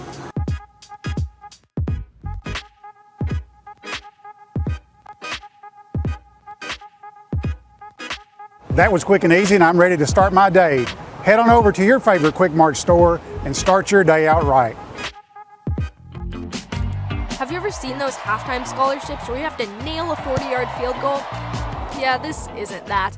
I didn't have to write a long essay or audition or make a half-court shot. I just had to open a Bank Independent account, use my debit card, sign up for online banking, and have a positive balance. That's it. A 20% scholarship to UNA. When Bank Independent invests in students like me, they're investing in all of us and the future of our community. Bank Independent. We're invested in your future. At C&B Linen, fast, friendly, and reliable service is our promise to you. Because you're not just a customer, you're family. From multi-use linen to branded floor coverings and a complete range of cleaning supplies, C&B Linen is here to make sure you have everything you need. From our high-quality products to our fast, friendly, and reliable service, you'll experience the difference with C&B Linen. Because you're not just a client, you're part of our family. You'll be winning with C&B Linen.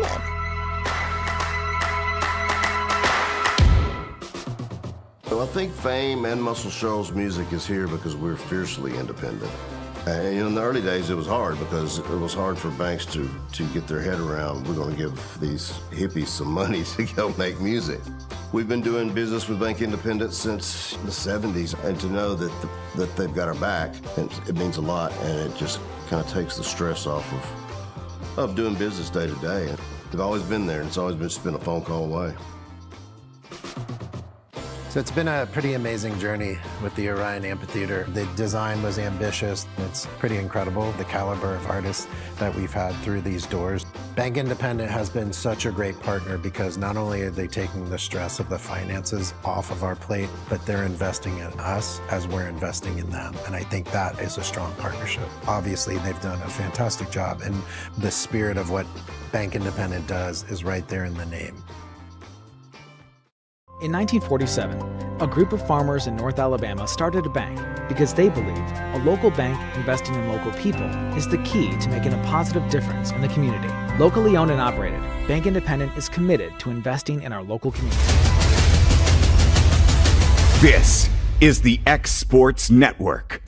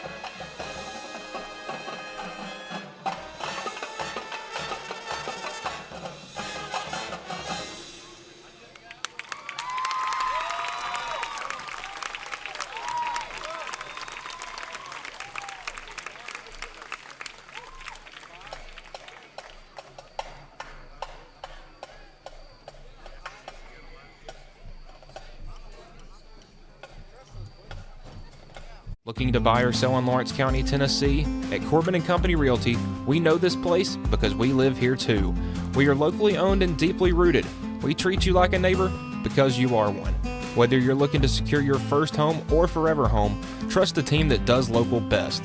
Check out our listings like this serene property with a stunning updated interior. This is just one of the many hidden gems we discover for you.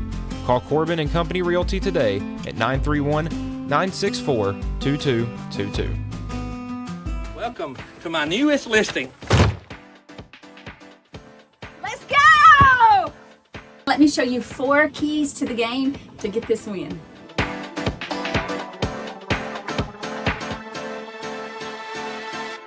Number 1 is this beautiful kitchen.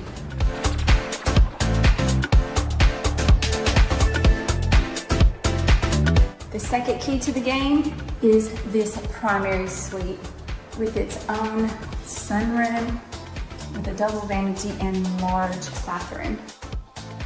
Number 3, this large carport as well as this large front porch. And number 4 is this beautiful fenced property with the pond and the beautiful barn. So don't fumble on this property. Give me a call, Stacey Springer, 931-242-9263. Right in the heart of the downtown square in Lawrenceburg stands a true local treasure. Holland's Drug Store, the oldest business on the square. Holland's is a name you have trusted since the 1960s. Expert pharmacists Richard and Brooke are proud to offer personalized care, including compounding, while providing you fast and friendly service. They accept most insurance plans so you can get what you need without a hassle. And while you're here, don't forget to explore the gift shop filled with local novelties, willow tree, seasonal home decor, and so much more. Holland's Drug Store, local and lasting. Some things just never go out of style, like craftsmanship you can trust. Since 1902, H.B. Brink & Company has been building more than homes, they've built trust.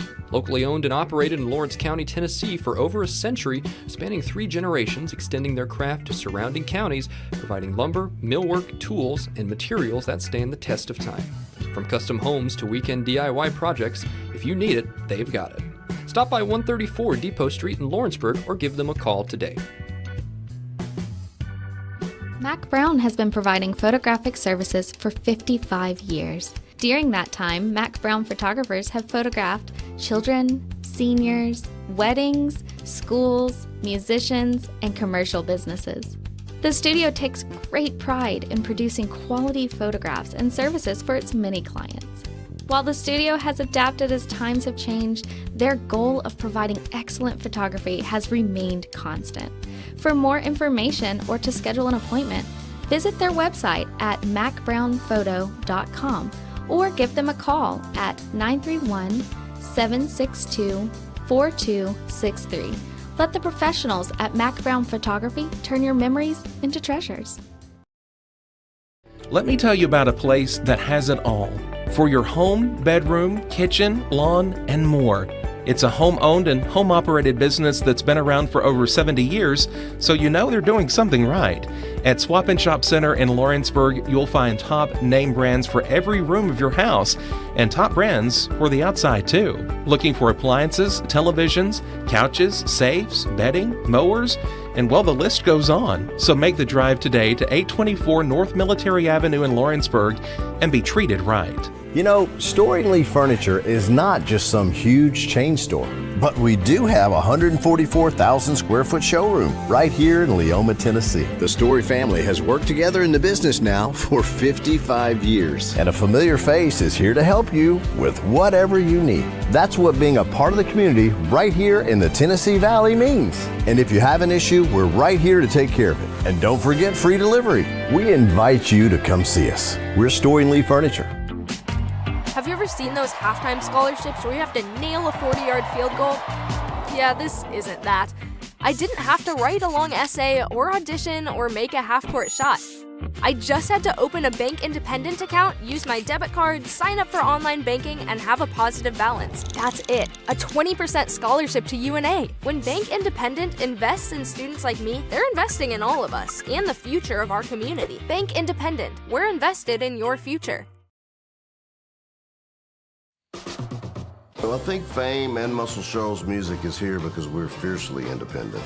And in the early days, it was hard because it was hard for banks to get their head around, we're going to give these hippies some money to go make music. We've been doing business with Bank Independent since the 70s, and to know that they've got our back, it means a lot, and it just kind of takes the stress off of doing business day to day. And they've always been there, and it's always just been a phone call away.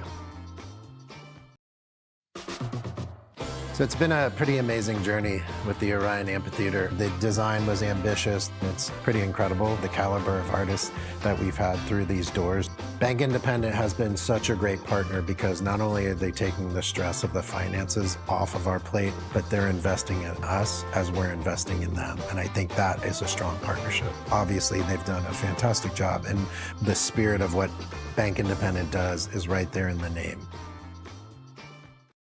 In 1947, a group of farmers in North Alabama started a bank because they believed a local bank investing in local people is the key to making a positive difference in the community. Locally owned and operated, Bank Independent is committed to investing in our local communities.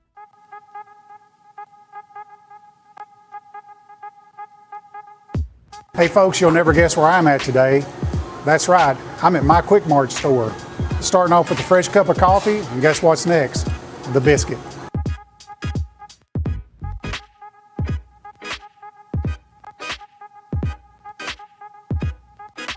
That was quick and easy, and I'm ready to start my day. Head on over to your favorite Quick Mart store and start your day out right. At C&B Linen, fast, friendly, and reliable service is our promise to you. Because you're not just a customer, you're family. From multi-use linen to branded floor coverings and a complete range of cleaning supplies, C&B Linen is here to make sure you have everything you need. From our high-quality products to our fast, friendly, and reliable service, you'll experience the difference with C&B Linen. Because you're not just a client, you're part of our family. You'll be winning with C&B Linen.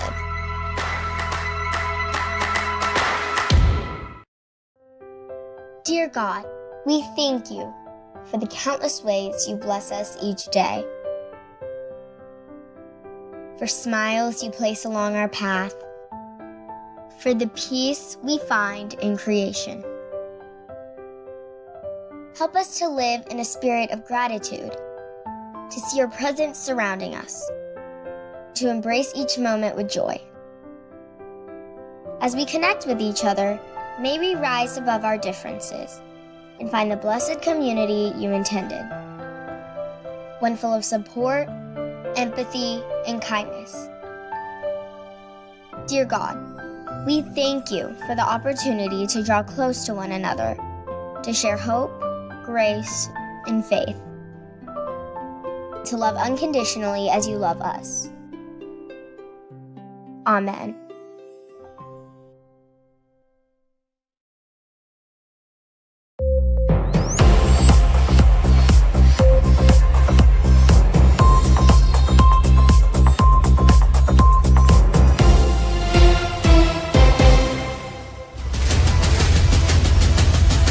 This is the X Sports Network. And welcome back to Lexington, getting you ready for the start of the second half where Brooks leads the Golden Bears of Lexington 28-7. Taking a look at the first half stats for Lexington. 22 plays. They have 188 yards, 5 penalties, 46 yards, 1 of 7 on third down, 0 of 3 on third down. For Brooks, on 16 plays. They have 265 yards, 4 penalties, 35 yards, 3 of 7 on third down, no fourth downs attempts just yet. Taking a look at the first half leaders individually for Lexington. Sawyer Howard, 11 carries, 13 yards. Zane Kilburn, 2 carries, 6 yards, and a touchdown. Caden Shook, 2 carries for 5 yards. Passing for Lexington, Zane Kilburn, 7 of 16, 164 yards and interception. Receiving, Jake Lard, 2 catches, 70 yards. Will White, 1 for 59. Sawyer Howard, 2 for 19. Caden Shook, 1 for 3. And Landon Carlock, 1 for 3. The other side for Brooks, Tanner Bowens, 10 carries, 119 yards and a score. Samarian Coffey, 7 carries, 73 yards and a score. Ronerick Thompson, 7 carries, 18 yards and a score. Charlie Buttram, 1 carry, 1 yard and a touchdown. Tanner Bowens, 3 of 4 for 54 yards. Receiving wise, Thompson, 1 for 40. Samuel Hammer, 1 for 9. Hunter Gregg, 1 for 5. So obviously there's a yards difference. There's a situational difference, and pretty much here so far, Cam, this has been a dominant performance by Brooks in this one. Yeah, what jumped out to me, I think you said Sawyer Howard, 11 carries, 13 yards. He was coming in this game averaging almost 6 yards per carry. That's 1 yard per carry. So just a really impressive job by Brooks of slowing him down tonight. And they've, like you said, situational football. They've been able to get the Bears off the field on third down. Lexington has not, and that's been the difference in the game. They've just not been able to capitalize on their opportunities while Brooks has. And it's all been on the ground so far for Brooks. They've had a little bit of success through the air, but not much. But and what success they had has been on some quick screens and some middle screens and that sort of stuff. But it's really been the run game and the up-tempo offense. Right. You know, Brett Mass talked about it with you, that's going to be a problem for the Lexington defense, and that has certainly been the case so far here tonight. Right.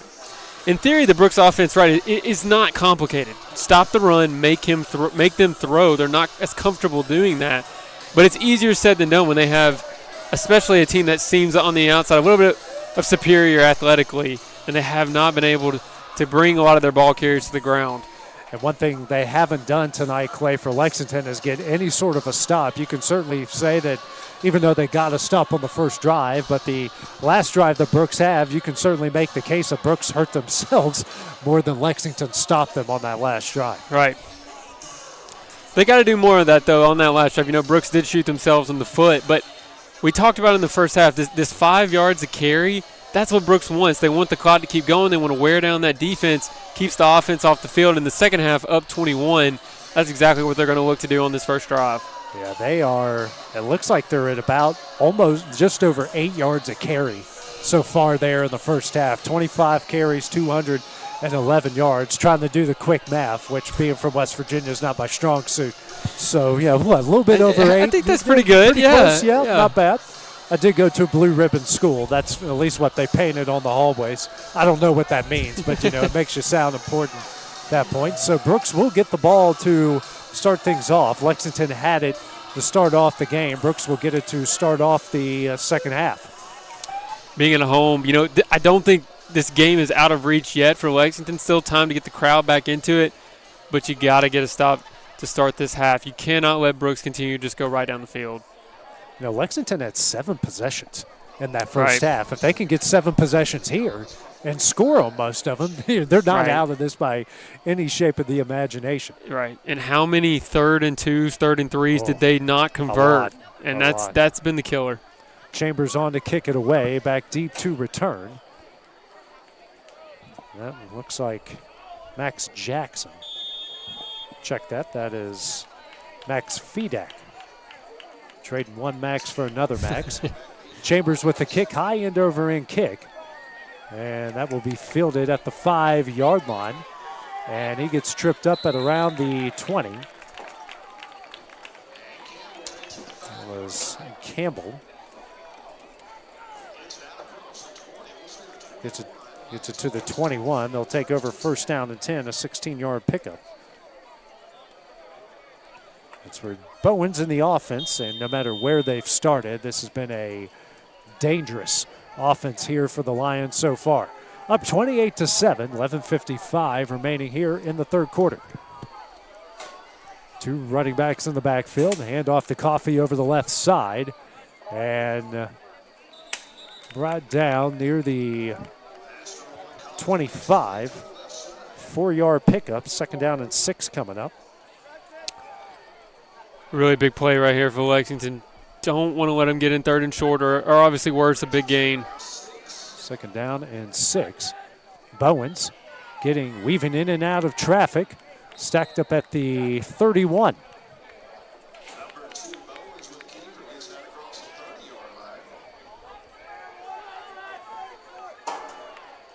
Will be a yard short. 3rd down and 2 coming up. And the hand up the middle will be enough for a 1st down to the 32-yard line. Coffee gets the carry, and they will get enough for a 1st down. Now 4 of 8 and that's on 1st down. That's where that no-huddle offense is just really hard to defend because you think on 3rd and 2 it's a really big play. We're going to load the box, and they go so fast. It's hard to get set. Yeah, catches everyone off guard, especially when you run it right. Coffee, it's a handoff over the left side, and he gets stacked up and the ball is out. But Brooks is going to fall on it at the 34-yard line. 2-yard pickup, 2nd down and 8 coming up. Almost a big break there for Lexington. And they finally did something they have not been able to do, and that's stand up the runner right at the line of scrimmage, and you see what happens. Not able to fall on that ball.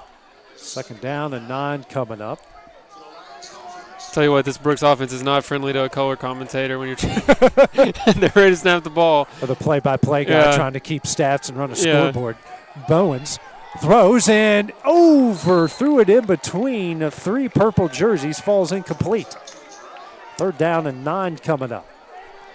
We've seen, though, I think this is what Lexington has to force Brooks into, right? Stop that middle run game. Bowens is not as comfortable throwing the ball, and he doesn't have the strongest arm. He's only a sophomore. And so you see that ball easily could have been picked off. See if Brooks does, see what Lexington does. See if they have one of the linebackers spying Bowens here. Make sure he doesn't take off and get a big gain because he can certainly beat you with his legs. Really good point. And a penalty flag, and that's a good way to beat him, and a 5-yard penalty. Send them backwards. That will bring up 3rd down and 14. That's a really good point you brought up because we've seen several times tonight on 3rd down where the play has been dead, but because Bowens has such ability to run, he's been able to get out of trouble and get a 1st down. So it's the second part of the play that Lexington has to take care of. 5th penalty for 40 yards against the Lions tonight. Those little 5-yarders. 10:08 remaining here in the 3rd. 3 receivers to the left, 1 to the right. Bowens drops back. Here comes pressure, and they're going to sack him down back at the 19-yard line. A great job bringing him down from behind. That was Thomas Smith on the sack. And I have here in my notes that coming into this game, Smith had 9 sacks, and so that's what he does. He gets after the quarterback, and you saw really athletic and able to bring down a guy who normally gets away from defenders. Man, did they need that in a big way as Bottoms will go back to punt this one away. Howard and Carlock back deep to return. Not a great snap, but a really good kick. This one's going to land right at the 49, and Howard's going to watch this one roll all the way down to the 30-yard line. And that is where the Golden Bears, we said they needed to stop, and they get a stop right there. That's right, and we talked about it in the first half. The score says 28-7, but it felt like Lexington was in the game. They just could not capitalize scoring points, and meanwhile Brooks took advantage of their mistakes. And so if they can do that to Brooks in the second half, I think we're in for a game. They just got to obviously start putting some points on the board. Kilburn bringing the offense on the field here for Lexington. 9:20 remaining in the 3rd. 28-7 the Brooks advantage. 3 receivers to the left, 1 to the right. Howard to Kilburn's left here out of the shotgun. Kilburn drops back, steps up, throws over the middle, has White at the 40. Actually, the 39-yard line will bring up 2nd down and 1. Very good throw. You know, it's gotten him into some trouble at times, him kind of improvising, making some throws he shouldn't.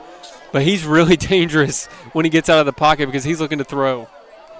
Ball at the 39, 2nd down and 1 coming up. And you mentioned it earlier, Clay, that they haven't done great on these 2nd and short, 3rd and short, 4th and short situations.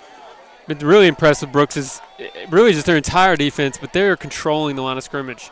option. Kilburn will pitch out to Howard. He gets across the 40, 45, and he's in the Lion territory. The 40, 30, 20, still on his feet, out at the 15-yard line, and a first down for the Golden Bears. And we talked about averaging just over 1 yard per carry. That's what he needed to get going. A big gainer right there, and they finally have some momentum with their offense. He's got to break a tackle. And he showed you everything right there, the speed and the truck stick right there at the end of the play. I mean, everyone was standing up. We had trouble seeing. Well, I did. I'm sitting on the steps, literally. First down and 10 from the 16-yard line. Huge gain there by Howard. A 47-yard play. Howard now goes out motion. Kilburn drops back. He will hit Howard. Does make a man miss. Makes another man miss. Another man. And they will have him at the 11. 5-yard pickup, second down and 5, and that is making chicken salad out of you-know-what. And we talked about it in the first half a little bit, though. They have playmakers on the outside, and they just really honestly were not able to get it into their hands. And you see a little bit of mojo coming into Sawyer Howard now that they've been able to get the ball and get him in space a little bit. Second down and 4. He did get it to the 10-yard line, so they need to get it to the 6 for a first down. 7:25 remaining in the third. 2 receivers still left, 2 tight ends to the right. Howard behind Kilburn in the pistol. Kilburn quick throw, hits White.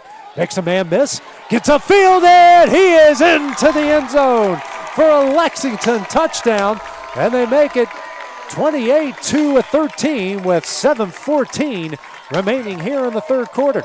You could not have scripted a better start to the half for Lexington, a stop and a score. And now this is where you got to make Brooks feel it, right? Make them get them on their heels and feel a little bit of game pressure. Chambers on to attempt the extra point.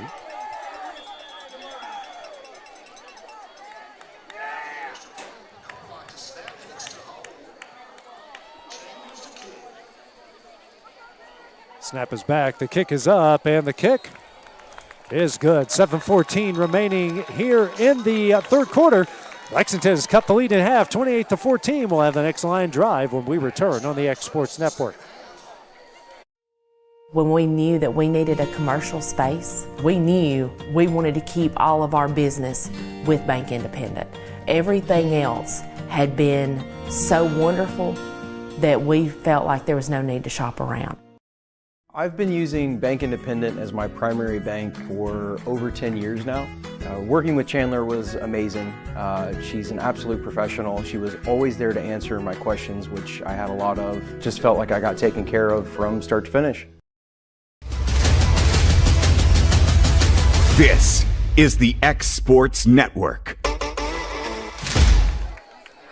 Kilburn finds Will White for the 10-yard touchdown connection. And after forcing a 3-and-out, the Golden Bears strike back. It's 28-14, 7:14 remaining here in the third quarter. And Clay Miller, that's exactly what Lexington needed to get back into this one. It is. And we talked about the key players coming into this game. You're keeping the stats. Howard and White combined have combined for almost 1,500 yards. They probably had more yards on that drive than they did the entire first half. Thompson, wow, what a catch by Thompson at the 1-yard line. Cuts upfield, and then he just gets stacked up. They will have it right at the 20, and that's where they'll take it first down and 10. And you can just see, even in that play right there with the hit, a different kind of energy in the second half for Lexington. Yeah, you can certainly feel it. We're behind the Lexington bench here, but the fans are up. All the fans around us who were sitting down to start the game are certainly feeling it here. So first down and 10 from the Lion 20-yard line, 7:06 remaining here in the third quarter. Bowen's bringing the offense back on the field, and we got trash flowing all around us. I hope that's trash. Handoff. It looks like Bowens calls his own number. He will get it to the 25-yard line. Second down and 5 coming up. You can tell, though, the Lexington is doing a little bit better job of not letting these Brooks runners break free to this point. Now, if I'm Brooks, that's exactly what you're trying to do on this drive. Bowen's going to call his own number. And how about Thomas Smith? Meets him right. I think he's going to lose a yard on the play. That will bring up third down and 6. You mentioned in the first half, AJ, Lexington could not get a negative play on Brooks. I think that's the third one we've seen in the first two drives of the second half. 3rd down and 6. They're so far, Brooks is 4 of 10 on 3rd down. Haven't tried on 4th down yet. Motion comes, and Bowens calls his own number. He's going to throw, and he will make the catch right at the 41-yard line. An incredible catch, and he is down on the play. I made the point you want to make Bowens throw. He's not as comfortable, but that was a beautiful throw. Back shoulder, only where his receiver could catch it. A really good throw right there by Bowens. Phillips making the catch, a 17-yard pickup, and another 1st down here for Brooks. It's their 14th so far of the night. 6 minutes remaining here in the 3rd. Coffey gets a handoff over the left side, and he maybe got a yard, and looks like they're not even going to give him that. 2nd down coming up. And to this point, Lexington doing what Brooks was doing in the first half, stopping that inside run game, and that makes that no-huddle offense, it makes it harder to do when you're not getting those yardage gains. They do give him a yard, 2nd down and 9. 2 receivers to the right, tight end to each side. There's that option play. Bowens up the field, tripped up and brought down at the 47-yard line. 5-yard pickup. 3rd down and 4 coming up.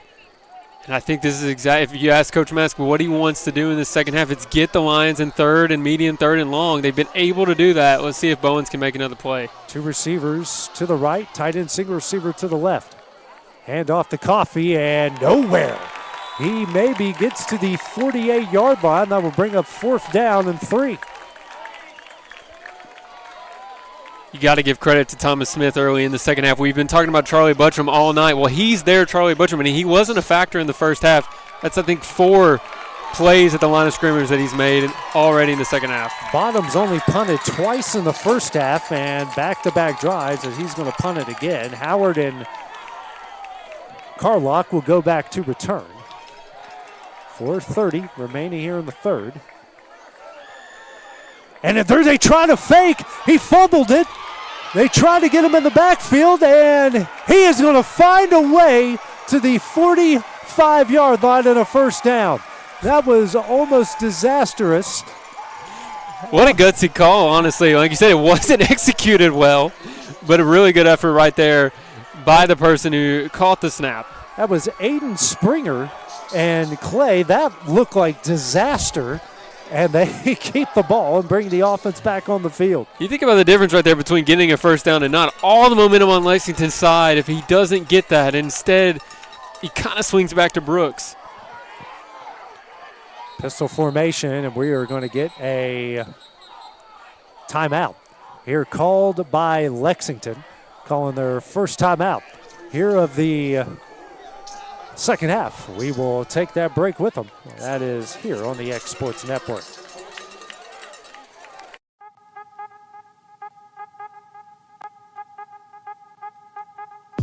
Hey folks, you'll never guess where I'm at today. That's right, I'm at my Quick Mart store. Starting off with a fresh cup of coffee, and guess what's next? The biscuit.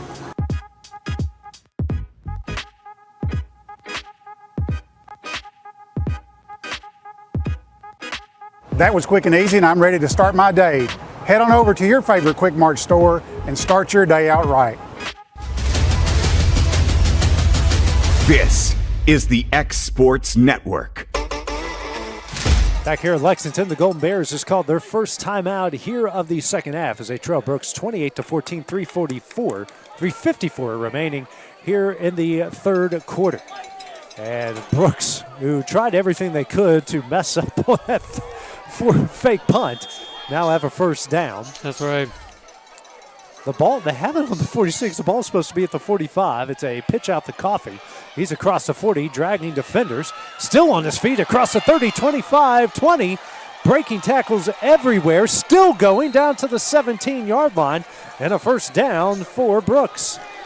And it's amazing, AJ, to see how fast momentum swings both directions. Brooks had not had a really successful run at all in the second half. They get that fake punt, and suddenly you can just feel it. It's like the momentum has already kind of shifted back to them. Yeah, that fake punt just took the air out of this side of the building here. 1st down and 10. Bowens going quickly, hands over to Coffey over the right side. He's across the 15, 10, 5, touchdown, Lions. big answer to make it 34-14, 3:29 remaining here in the first. Yeah, you cannot stress the importance of that fake punt working enough. They were going to get the ball back, have a chance to cut it to one score, and instead it's right back to a 20-point game. Bottoms on to attempt the extra point. He's 4 for 4 so far tonight, 26 of 26 on the season. Snap back, the kick is up, and the kick, which is on its way to Florence, is good. 3:29 remaining here in the third quarter while the X Golden Bear drive when we return on the X Sports Network. You know, Storing Lee Furniture is not just some huge chain store, but we do have a 144,000 square foot showroom right here in Leoma, Tennessee. The Story family has worked together in the business now for 55 years. And a familiar face is here to help you with whatever you need. That's what being a part of the community right here in the Tennessee Valley means. And if you have an issue, we're right here to take care of it. And don't forget free delivery. We invite you to come see us. We're Storing Lee Furniture. This is the X Sports Network. A play 90-yard drive capped off by Sumerian Coffees. 17-yard touchdown run. And a big go for it on fourth down, the fake punt. And that's been the difference. It's 35-14 Brooks here. 3:29 remaining in the third. And the kick here from Bottoms.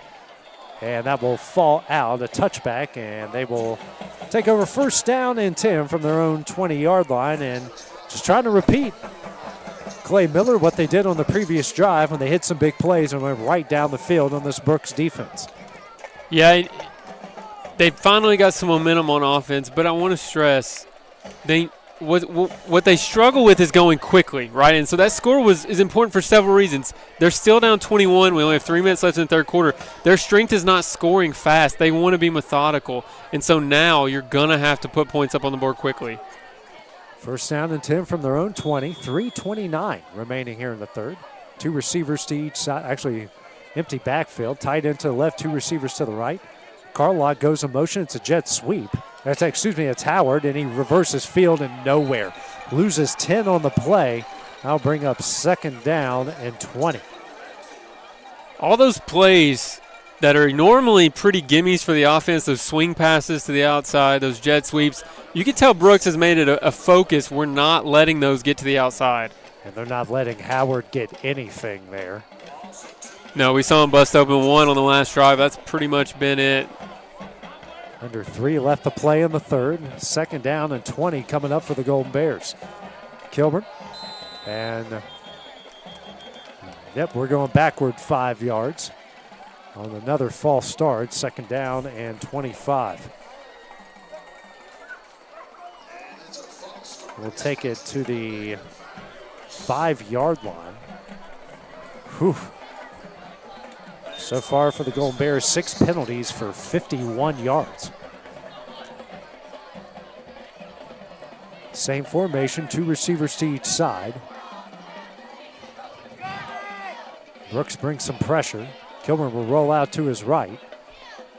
Throws across his body in between 2 Golden Bears, and that will bring up third down. And you can just see some frustration setting in for Lexington.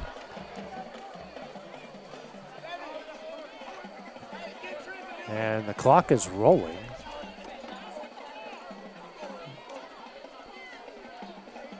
I might be ignorant here, but I don't think it's supposed to do that. Yeah. It's just 21 points. And on an incomplete pass, obviously. Yeah.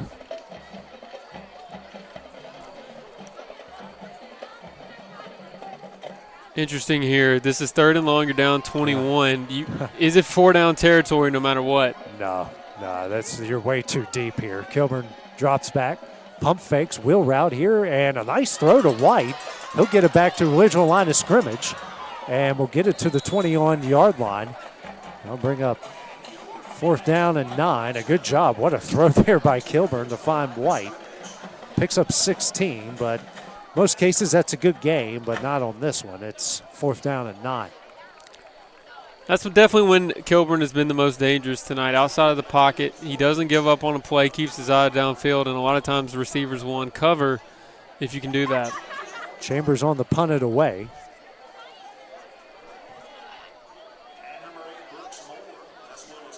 Looks like Brooks might be bringing some pressure here. Chambers, low end over end kick. Moore's going to let that roll, and man, does that take a bounce. That will go out around the, is that still rolling? Go out at the 32-yard line, and that's where the Lions will take over first down and 10.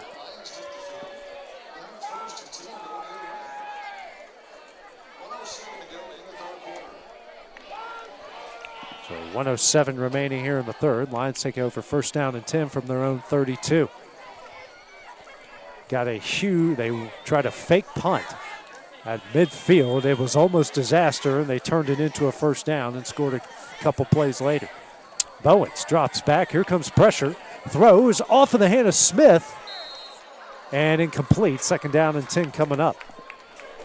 And that was just a very calculated call by the Brooks head coach there to do that because, like we said, with time winding down, now they can play. I mean, I'm really surprised they threw it there because you have the ability to run some clock.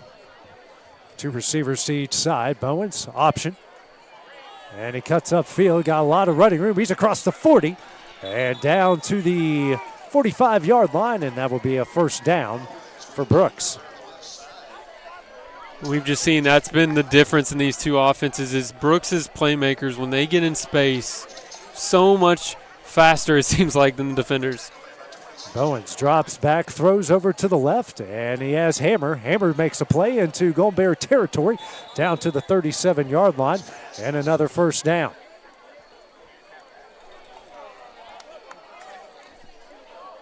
Hammer came in as the team's leader in receptions and yards and touchdowns. There's a first down as they're continuing moving the Golden Bear territory. 30 seconds left in the third. And Bowens calls his own number. The option to the outside and nowhere going as he's brought down the 41-yard line. There's that man, Thomas Smith again. Really good discipline right there. And Lexington, for the most part, has done a good job of staying in containment, having a man for a man on that option. Second down and 14 coming up. That was Vallejo on the carry. And looks like they're going to let this one go down to the fourth quarter.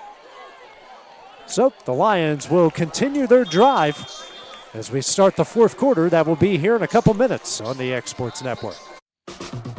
Well, I think Fame and Muscle Shoals music is here because we're fiercely independent. And in the early days, it was hard because it was hard for banks to get their head around, we're going to give these hippies some money to go make music. We've been doing business with Bank Independent since the 70s, and to know that they've got our back, it means a lot, and it just kind of takes the stress off of doing business day to day. They've always been there, and it's always just been a phone call away.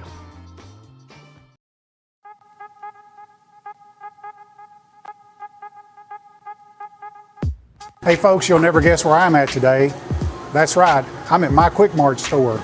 Starting off with a fresh cup of coffee, and guess what's next? The biscuit.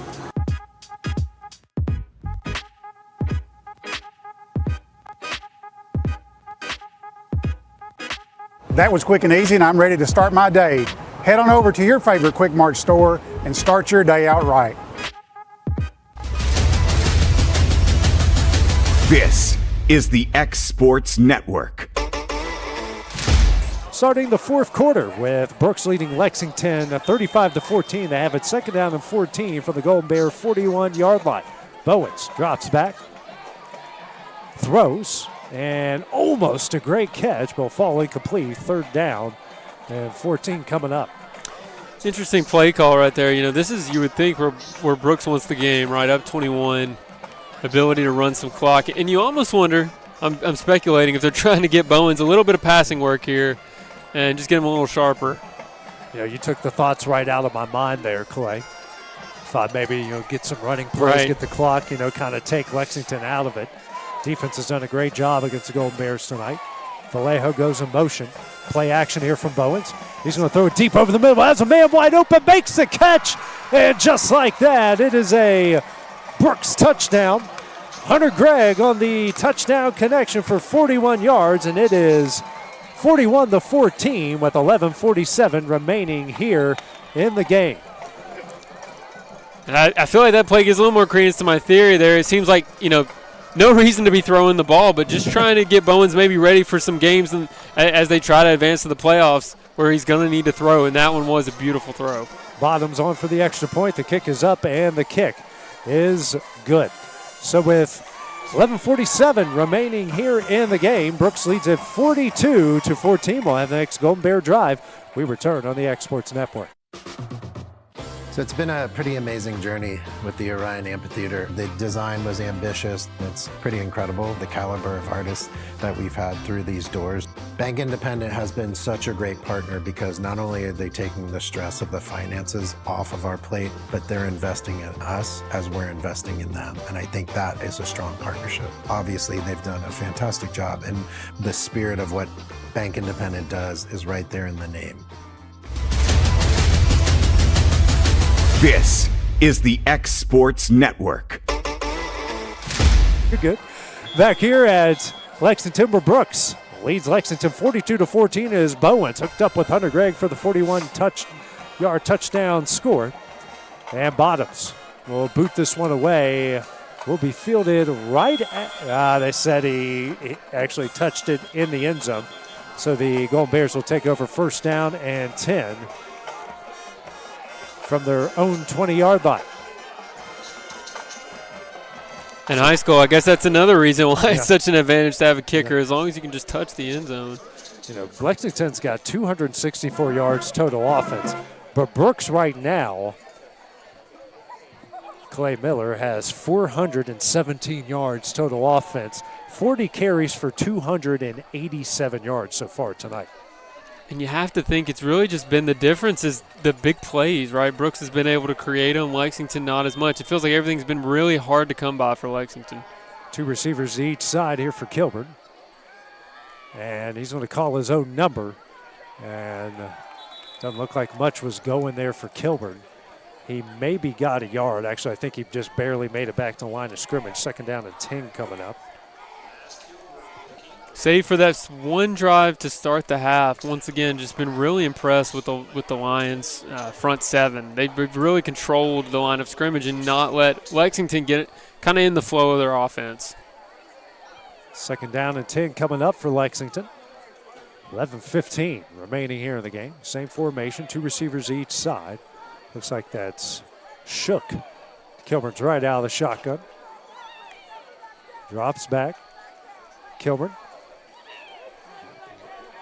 Rolling out to his right, and he will throw it away. They'll bring up third down and 10. And you can tell Brooks' strategy at this point right there. Simulated pressure, but then they dropped into a zone, and they're just trying to make Kilburn. They know he's going to run around, make a mistake with his arm, and doing a really good job of staying disciplined in coverage.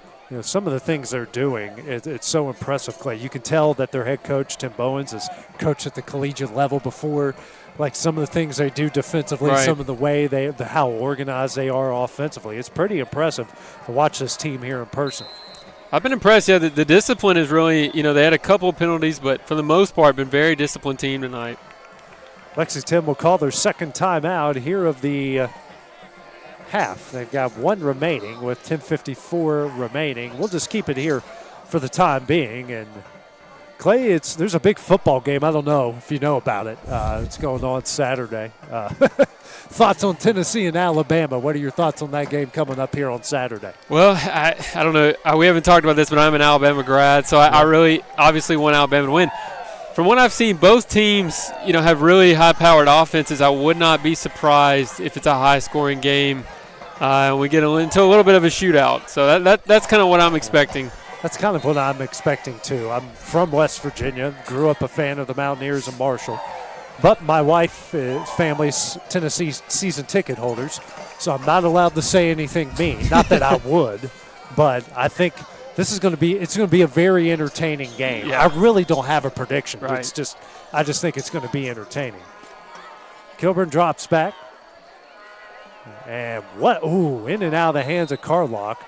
That was actually a really good throw by Kilburn right there, threading the needle, but it falls incomplete. Fourth down coming up. We just talked about, college-level principles. That was a college-level throw. He let the receiver clear the linebacker in front of that cornerback, and really just a drop. I mean, it's a hard one to catch, but I mean, he threw that like in between three white jerseys on a line. That's a pretty impressive throw.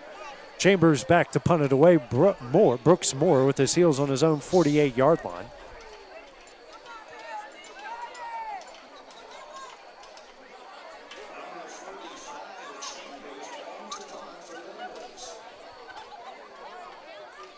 Chambers.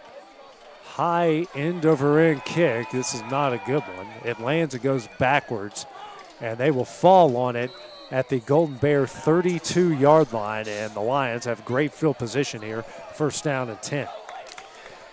And you really, you don't want to harp on it too much and say the same thing over and over again, but this game did feel like for a minute it was in the balance, and then all of a sudden that fake punt happens, and this game's, unless something drastic happens, this game's pretty much over because of that. I'm not a fan when they say that if you do a fake or you do trick plays, that means, you don't have any confidence or, the other team's going to beat you. Like when it's well-timed like that, and even when it looks like it's going nowhere to start and they still make something out of it, it's the right play call. You can't just run the same stuff over and over again. Got to change it up every now and again. And we could feel the momentum shifting to Lexington, and that, like you said, just took the air out of the building when they were able to get that first down. Two receivers to the right, one to the left. Oh, yeah, two guys in motion there, but they come set at the right time. Bowens, handoff, and Thompson has got a ton of room. I mean, not a purple jersey around him as he will jog into the end zone to make it 48-14 with 10:32 remaining here in the game. I've been really, really impressed with several of the play designs tonight right there. You have a delayed draw. The whole offense is going to the right. The left wide receiver was clearing out, and it just opened up that entire left side and well blocked by the Lions. I mean, everything, the motion to the running backs to the right side and run this, it looks like you're running a speed option to the outside. I mean, that's a well-designed play. Snap back, the kick is up, and the kick is good. 49-14, the Brooks lead here with 10:32 remaining in the game. We'll take a short break, and then we'll have the next Golden Bear drive when we return here on the X Sports Network. Well, I think Fame and Muscle Shoals Music is here because we're fiercely independent. We've been doing business with Bank Independent since the 70s, and to know that they've got our back, it means a lot. We've always been there, and it's always just been a phone call away. The thing that really stuck out to me when we went to Bank Independent was that family, home, community type feeling. We felt like we were taken care of. Don't worry about it. You're going to be fine. We're watching you. We got your back. We're here for you. This is the X Sports Network. Renerick Thompson's 32-yard touchdown run, 6th of the season, 2nd of the game. Brooks leads it 49-14 here with 10:32 remaining here in the contest. Bottoms on to kick it away. High end over end kick, and Howard fields it at the 3-yard line. Cuts up field, and he's got a head of steam. Only Bottoms to beat. Gets down the sideline, and he does. One man to beat, still and down to the 26-yard line, and that's where Lexington will take over. First down and 10. A really good return right there from Howard, and we've talked about they could just get him out in space. That's what he can do, but also a really good tackle right there by Levi Ledke, running him down. Huge play by Howard. A 71-yard return. And that is why when Bottoms is able to kick it out of the end zone, why it's so important, because you allow plays like that to happen when you don't. I mean, his leg is getting a workout tonight, so 49-14 the lead, 10:23. Kilburn brings the offense on the field. Two tight ends to each side. I think they're a player short. It's the second time we've seen this tonight. Yeah, they are a player short, and you see them coming on. Will White coming on. 5 on the play clock, so they do have time to get it snapped. And trick play. And they will fall on it at the 40-yard line. That is Jackson Cruz, a 14-yard loss. That's just that's just a little tough right there. We talked about Coach Mask letting me know that they could not have miscues, pre-snap things, and when you're running a trick play like that and you're going down to the wire and you had to run a guy onto the field, it's just hard to execute all that properly. You could tell the frustration, how mad they were that they had to bring someone on there in that situation. So that will bring up balls at the 39, second down and 23. Two receivers to each side. Shook to Kilburn's right here out of the shotgun. Pump fakes. And what a great throw, and he will find Shook. Makes a man miss. Excuse me, that's Lard, and Lard will get it down to the 11-yard line. And we've seen that version, almost that exact same play twice now, where he escapes the pocket, keeps his eye downfield, and finds Lard down the right sideline. And those have been, I think that really shows the difference in the game. Lexington's plays have really only come out of structure, broken down, showing that Brooks has been able to contain them, whereas Brooks has been able to run their normal offense, pretty much do whatever they want. Just when you think Kilburn's going to run, he throws it right at the line of scrimmage and throws a dart. Two tight ends to the right, two receivers to the left. Motion comes. Play action. Kilburn rolling out to his left. White's the only one there. He throws in and out of his hands and intercepted. And he's going to take it upfield. There's a penalty flag. He's got a long way to go. He's into Golden Bear territory, still on his feet and brought down at the 20-yard line. That will be a turnover. We have a penalty flag that looks like more than likely a block in the back. It was a white hat that threw it. Yeah, I think this one's coming back, but that's another example right there of a great throw by Kilburn as he was rolling out right through the receiver's hands. And normally when a ball gets tipped up, it's never good for the offense. There's Owen Johnston, on the interception.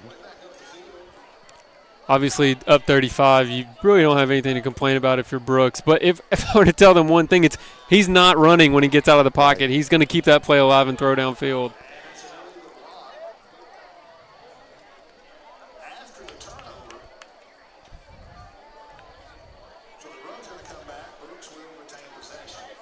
Brooks will have possession.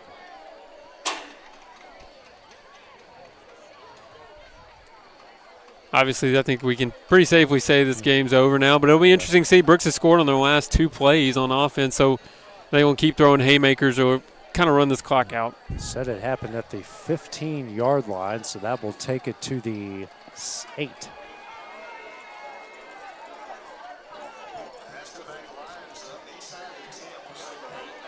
First down and 10 from the 8 here for Brooks. So that is the second interception thrown by Kilburn, and that definitely was not his fault there, as White had it and lost it, and it turned into an easy interception. 8:43 remaining, 49-14 the Brooks advantage. Hand off over the right side, and he is dragging defenders down to the 15-yard line.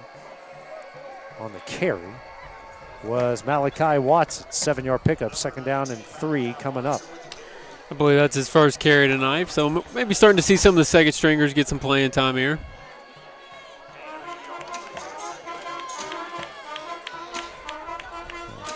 Now Watson up the field, and he will get enough for a first down.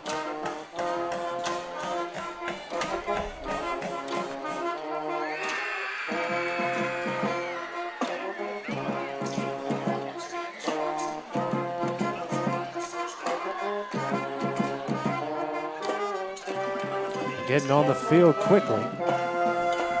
Ball placed at the 22. And Bowens calls his own number, tripped up and down at the 28-yard line. 6-yard pickup, second down and 4 coming up. Looks like Bowens is headed out of the game. He played a really good game tonight. He's only a sophomore, and I was impressed with his poise. Didn't really make many bad decisions. And really took care of the ball. Bowens was incredible tonight. 17 carries, 143 yards on the ground. Watson, gets stacked up right at the 26-yard line. Not much room to run there. 2-yard loss. If you're Coach Mask, you just want to see your team play to the final whistle. So it's good there to see, getting a negative play. Third down and 6 coming up. Actually, third down and 7. Into the game at quarterback is Tavion Casey.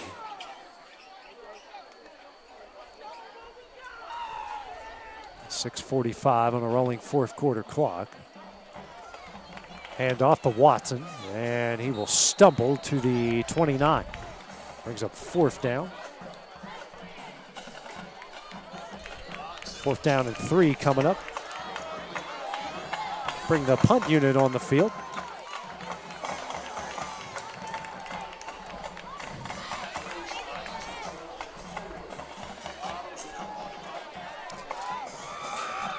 You're right, AJ.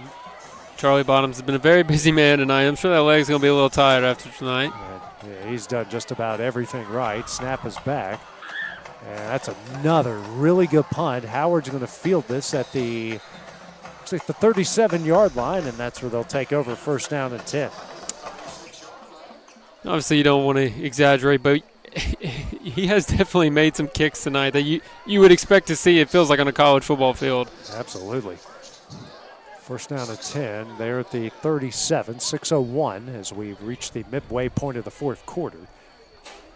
Zane Kilburn going to bring the offense on the field here for the Golden Bears. Some of the Lexington faithful have already made their way to the exits on a beautiful night here in northern Alabama. Promising on their last drive, couldn't come away with any points. Looks like we got some of the second teamers on the field on defense as well here for the Lions. 2 receivers to each side, and looks like we're going to start it with a false start.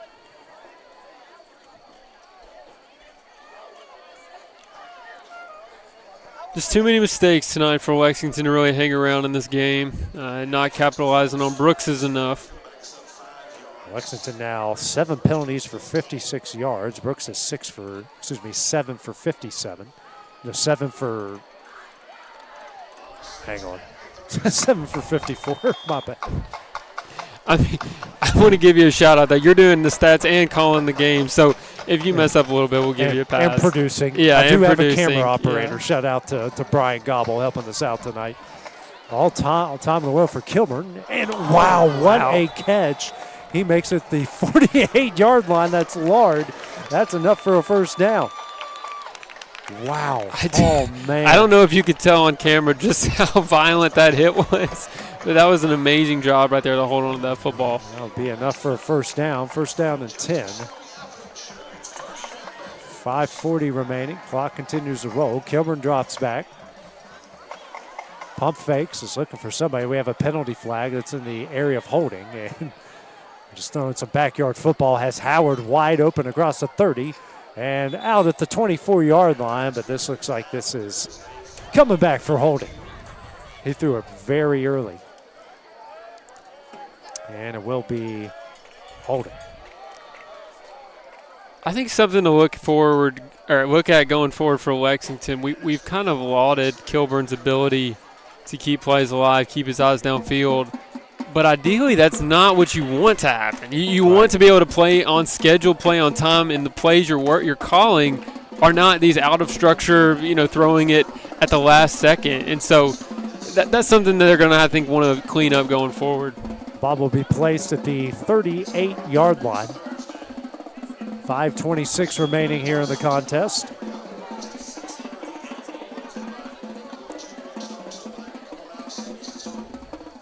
Three receivers to the left, one to the right. Rushing 3 is Brooks. Kilburn has plenty of space to his right, has an open man if he sees Lard, and he does. Lard can't make the catch, a big hit. And we're going to get a penalty flag on the play.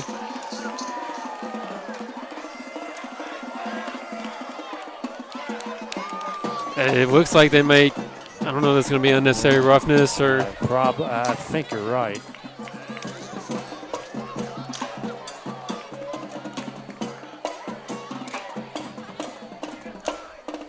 Looked like a pretty clean hit. I mean, obviously, we don't have the ability to have close-up instant replay, at least in high school, but I feel like that was one where it looked worse than it actually was. Yeah. I mean, it looked pretty clean. So this will move it into Brooks territory. Once again, though, we've seen a couple of drops here for Lexington. Really some good throws, but in traffic, having some drops. Bring up 1st down and 5. From 1st down and 20 to 1st down and 5. Empty backfield, 3 receivers to the right, 2 to the left. Kilburn drops back, Brooks rushing 3. Kilburn will lob it up and looking and, ooh, in and out of the hands, incomplete. Should have been intercepted. And the play was there. The wheel route was coming open, but a really good job because of the score, and they're just kind of playing back. I think that's Max Johnson was able to just kind of watch the defender's or the quarterback's eyes and bleed over to the wheel route. 5:09 remaining on a stop 4th quarter clock. I think Kilburn just put too much air on that one. Just let that one sit up in the air too much. I think, yeah, that's Max Fedak, excuse me. I think he's doing more talking to the Lexington sideline than he is playing right now. 5 on the play clock, and we got a penalty flag on the play. It's called by our side judge here on the Lexington sideline. And you wonder if this isn't some kind of unsportsmanlike conduct penalty. I think you're right.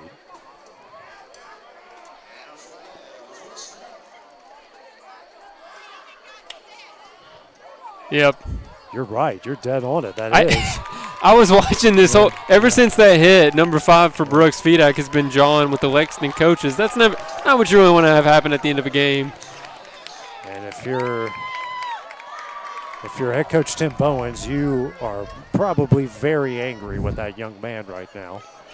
He's on the opposite side of the field from the Brooks sideline too, so probably can't really tell what's going on. Yeah, he's coming out. Yeah, right move. And we'll take this all the way to the 32. So it'll be a 1st down here for Lexington. Yeah. He didn't really get an earful. I think he ran away from his head coach. No. Not a pretty wise decision there. And now another whistle stops.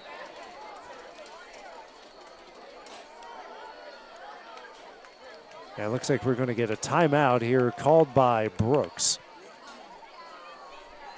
So the lead at 49-14, 5:09, and we had a pretty good rhythm to this game. And then it kind of grinded to a halt here at these penalties and incompletions. Just a 30-second timeout.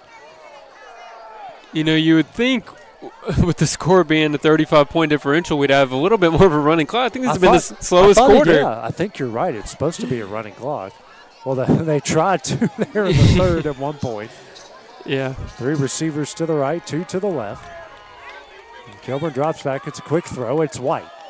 Across the 25, the 20. And he will get to the 17-yard line.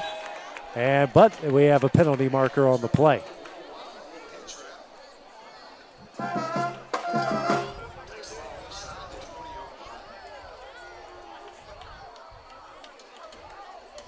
And it's going to be holding against the offense. So we'll be at the spot of the foul, which is the 25-yard line. And that will take it back to the 35. Been a bit of an ugly drive, this one. I think the guys in the stripes are moving the ball more than the guys in the purple. 5 minutes remaining here in the game. 2 receivers to the left, 3 to the right. Kilburn. Brooks rushing 3, steps up, throws over the middle, looking for Howard, and it's intercepted. Wow. But that's going to be pass interference. Yeah, he pushed off. That was an amazing catch, but he used the leverage of the offensive player to springboard himself up into the air. It's going to be pass interference, and I'll tell you what, though, the coverage is just, obviously you don't want him to get pass interference, but he was right there to make that play. Just pushed off right at the last second. So we'll move it up to the 20, and will be enough for a Lexington 1st down.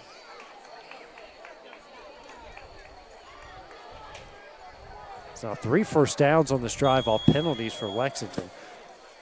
So Lexington's got 10 penalties for 91 yards. Brooks has 8 for 77. 4:53 remaining. Same formation, actually running back in the backfield. Kilburn drops back. Throws over the middle, overthrows. Second down coming up.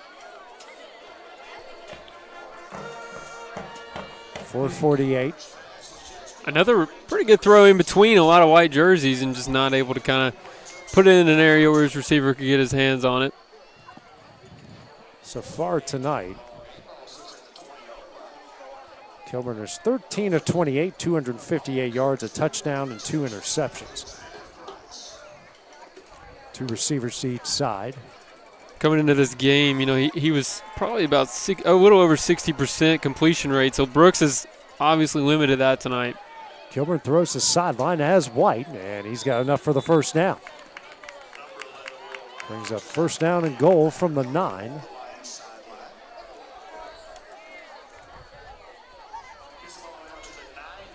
So it'll be first down and goal here for the Golden Bears. Yeah, I don't know what's going on with our clock, but it seems like we're getting like 5 seconds of play. Well, he went out of bounds there, so right. the clock right. in high school automatically stops. 2 receivers to each side. Shook to Kilburn's right out of the shotgun. Motion comes from Howard. Kilburn drops back. Looking. He's got a lot of space if he wants to take off. He's not going and to. He does. He does not. He will get it down to the 3-yard line. So, hey, gets something, a 6-yard gain. Second down and goal from the 3. Overall, for a quarterback, you want normally for them to be able to throw a little bit more, but I have yet to see a high school quarterback who wants to stay in the pocket and throw more than him. It's like you mentioned earlier, Clay, there's just not many passing lanes. No. And he has to use his legs to create the passing lanes, but Brooks' defense has just made it so hard to do anything throwing the ball. Under 4 minutes left to play. Kilburn will take off and will get into the end zone for the second time tonight. That will make it 49-20, 3:47 remaining in the game as Kilburn finds Pater for the second time tonight.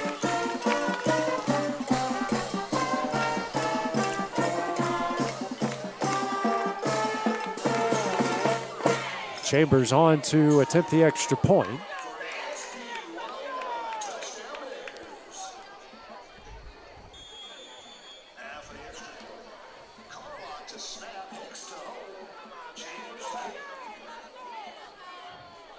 Snap is back, the kick is up, and the kick is good. 3:47 remaining here in the contest. It's 49-21. Brooks will have the next Lion Drive when we return on the X Sports Network. You know, Storing Lee Furniture is not just some huge chain store, but we do have a 144,000 square foot showroom right here in Leoma, Tennessee. The Story family has worked together in the business now for 55 years. And a familiar face is here to help you with whatever you need. That's what being a part of the community right here in the Tennessee Valley means. And if you have an issue, we're right here to take care of it. And don't forget free delivery. We invite you to come see us. We're Storing Lee Furniture. This is the X Sports Network. Zane Kilburn finds the end zone for the second time tonight. Lexington trails Brooks 49-21, 3:47 here remaining in the contest. So Chambers on to kick it away. Brooks has had their second teamers in the game here for the bulk of the fourth quarter. Thompson back to return. It looks like Lexington's going to go on side here, Clay Miller. At this point in the game, there's no reason not to. Hey, man, it's kind of like a practice. Right. You know, both sides can work on some things. That's right. You know, you never know when you need to do it. Imagine Brooks appreciates getting their hands team a little bit of practice. Thompson will go way back just in case Chambers goes deep with it. And he does. And that will go into the end zone, and the Lions will take over first down and 10 from their own 20.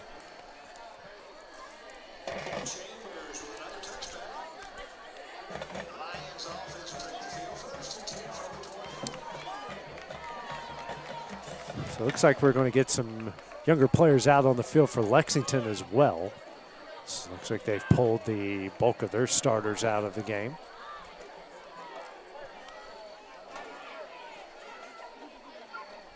It's a good time for both teams, like you mentioned, to just get a little bit of practice. And we'll see if Brooks continues to try to just pound the ball here and run this clock out. Tavion Casey at quarterback. Watson beside him out of the shotgun. 3 receivers to the left with the tight end to the right. And he's going to throw it out. It's Trejo, and he makes a man miss, and he is brought down at the 28-yard line. 2nd down and 2 coming up.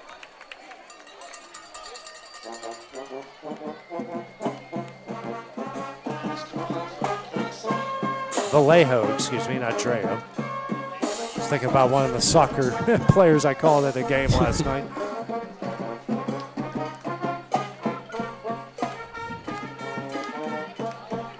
Casey hands up to Watson. He'll take it over the left side. He'll have the first down and more, and down to the 34-yard line. First down for the Lions. Interesting. Brooks snapped the ball there with 20 seconds left on the play clock. They don't really know how to run clock because of that no-huddle offense. Brooks has 23 first downs to just 16 for Lexington tonight. Brooks now at 332 yards rushing on 47 carries. 470 yards total offense tonight. 240 remain. I think they just heard you, Clay, because they're now going to take this one down to the stubs here. New quarterback into the game, and Watson will roll it over to the 36-yard line. 2-yard pickup, 2nd down and 8 coming up. It's Levi Lukey into the game. Something that's impressed me is this Brooks offense, even with these guys in the game, it's still a well-oiled machine. They have a system, and they run it well. About the 2-minute mark here left in the game as more and more fans from both sides making their way to the exits to the parking lot. Lukey, 1:50 left, now 5 on the play clock. Option, and pitches to Watson. Watson cuts up field and will get it to the 40-yard line. 4-yard pickup. 3rd down and 5 coming up.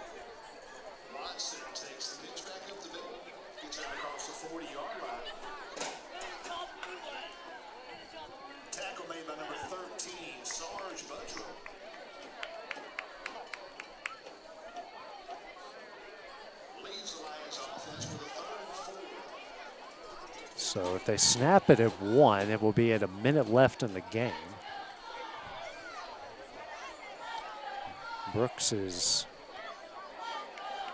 6 of 14 on 3rd down tonight. Vallejo goes in motion, and timeout will be called by Brooks. It's their 2nd timeout. We have 1 remaining. Looks like it'll just be a quick timeout here as clock will stop at 59 seconds. So get a first down. That will pretty much end it here, and Lexington won't get the ball back. So Brooks on their way to 5-3 on the year. Lexington will drop to 5-3. Again, this is a non-conference game, or non-conference, non-region game. Right.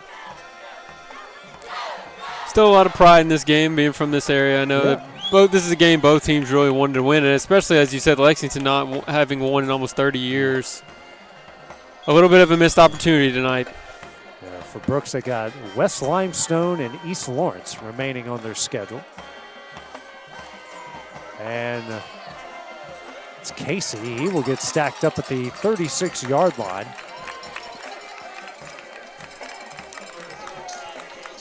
4-yard loss. 4th down and 9.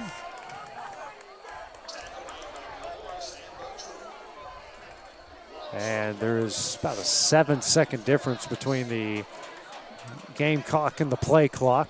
Bottom's back to punt it away. See if he can get about 10 seconds of hang time on this one. Based off of what has happened to this point, I don't think he'll have any issue. No. They should wait till the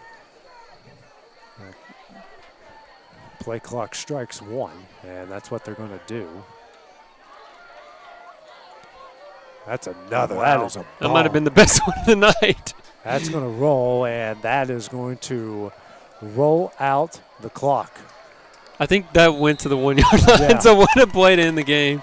So that will do it as Brooks is going to come in here and pick up a 49-21 win over Lexington tonight as they improved to 5-3 overall, and Lexington dropped to 5-3. So Clay, what are your final thoughts here on tonight's game? I was really impressed, as we talked about, with Brooks' game plan, right? They were really disciplined both on offense and defense, had a game plan for what they wanted to do, and they executed it. And when the game seemed to be going Lexington's way, they had an answer for it. So just a really impressive win tonight. We got another Lauderdale County rivalry going down tomorrow night as Lauderdale County will visit Rogers. Airtime will be at 6:50, but for now, this is AJ Good with Clay Miller, and helping us out tonight on the camera work is Brian Gobble. We will see you guys tomorrow night. This is the X Sports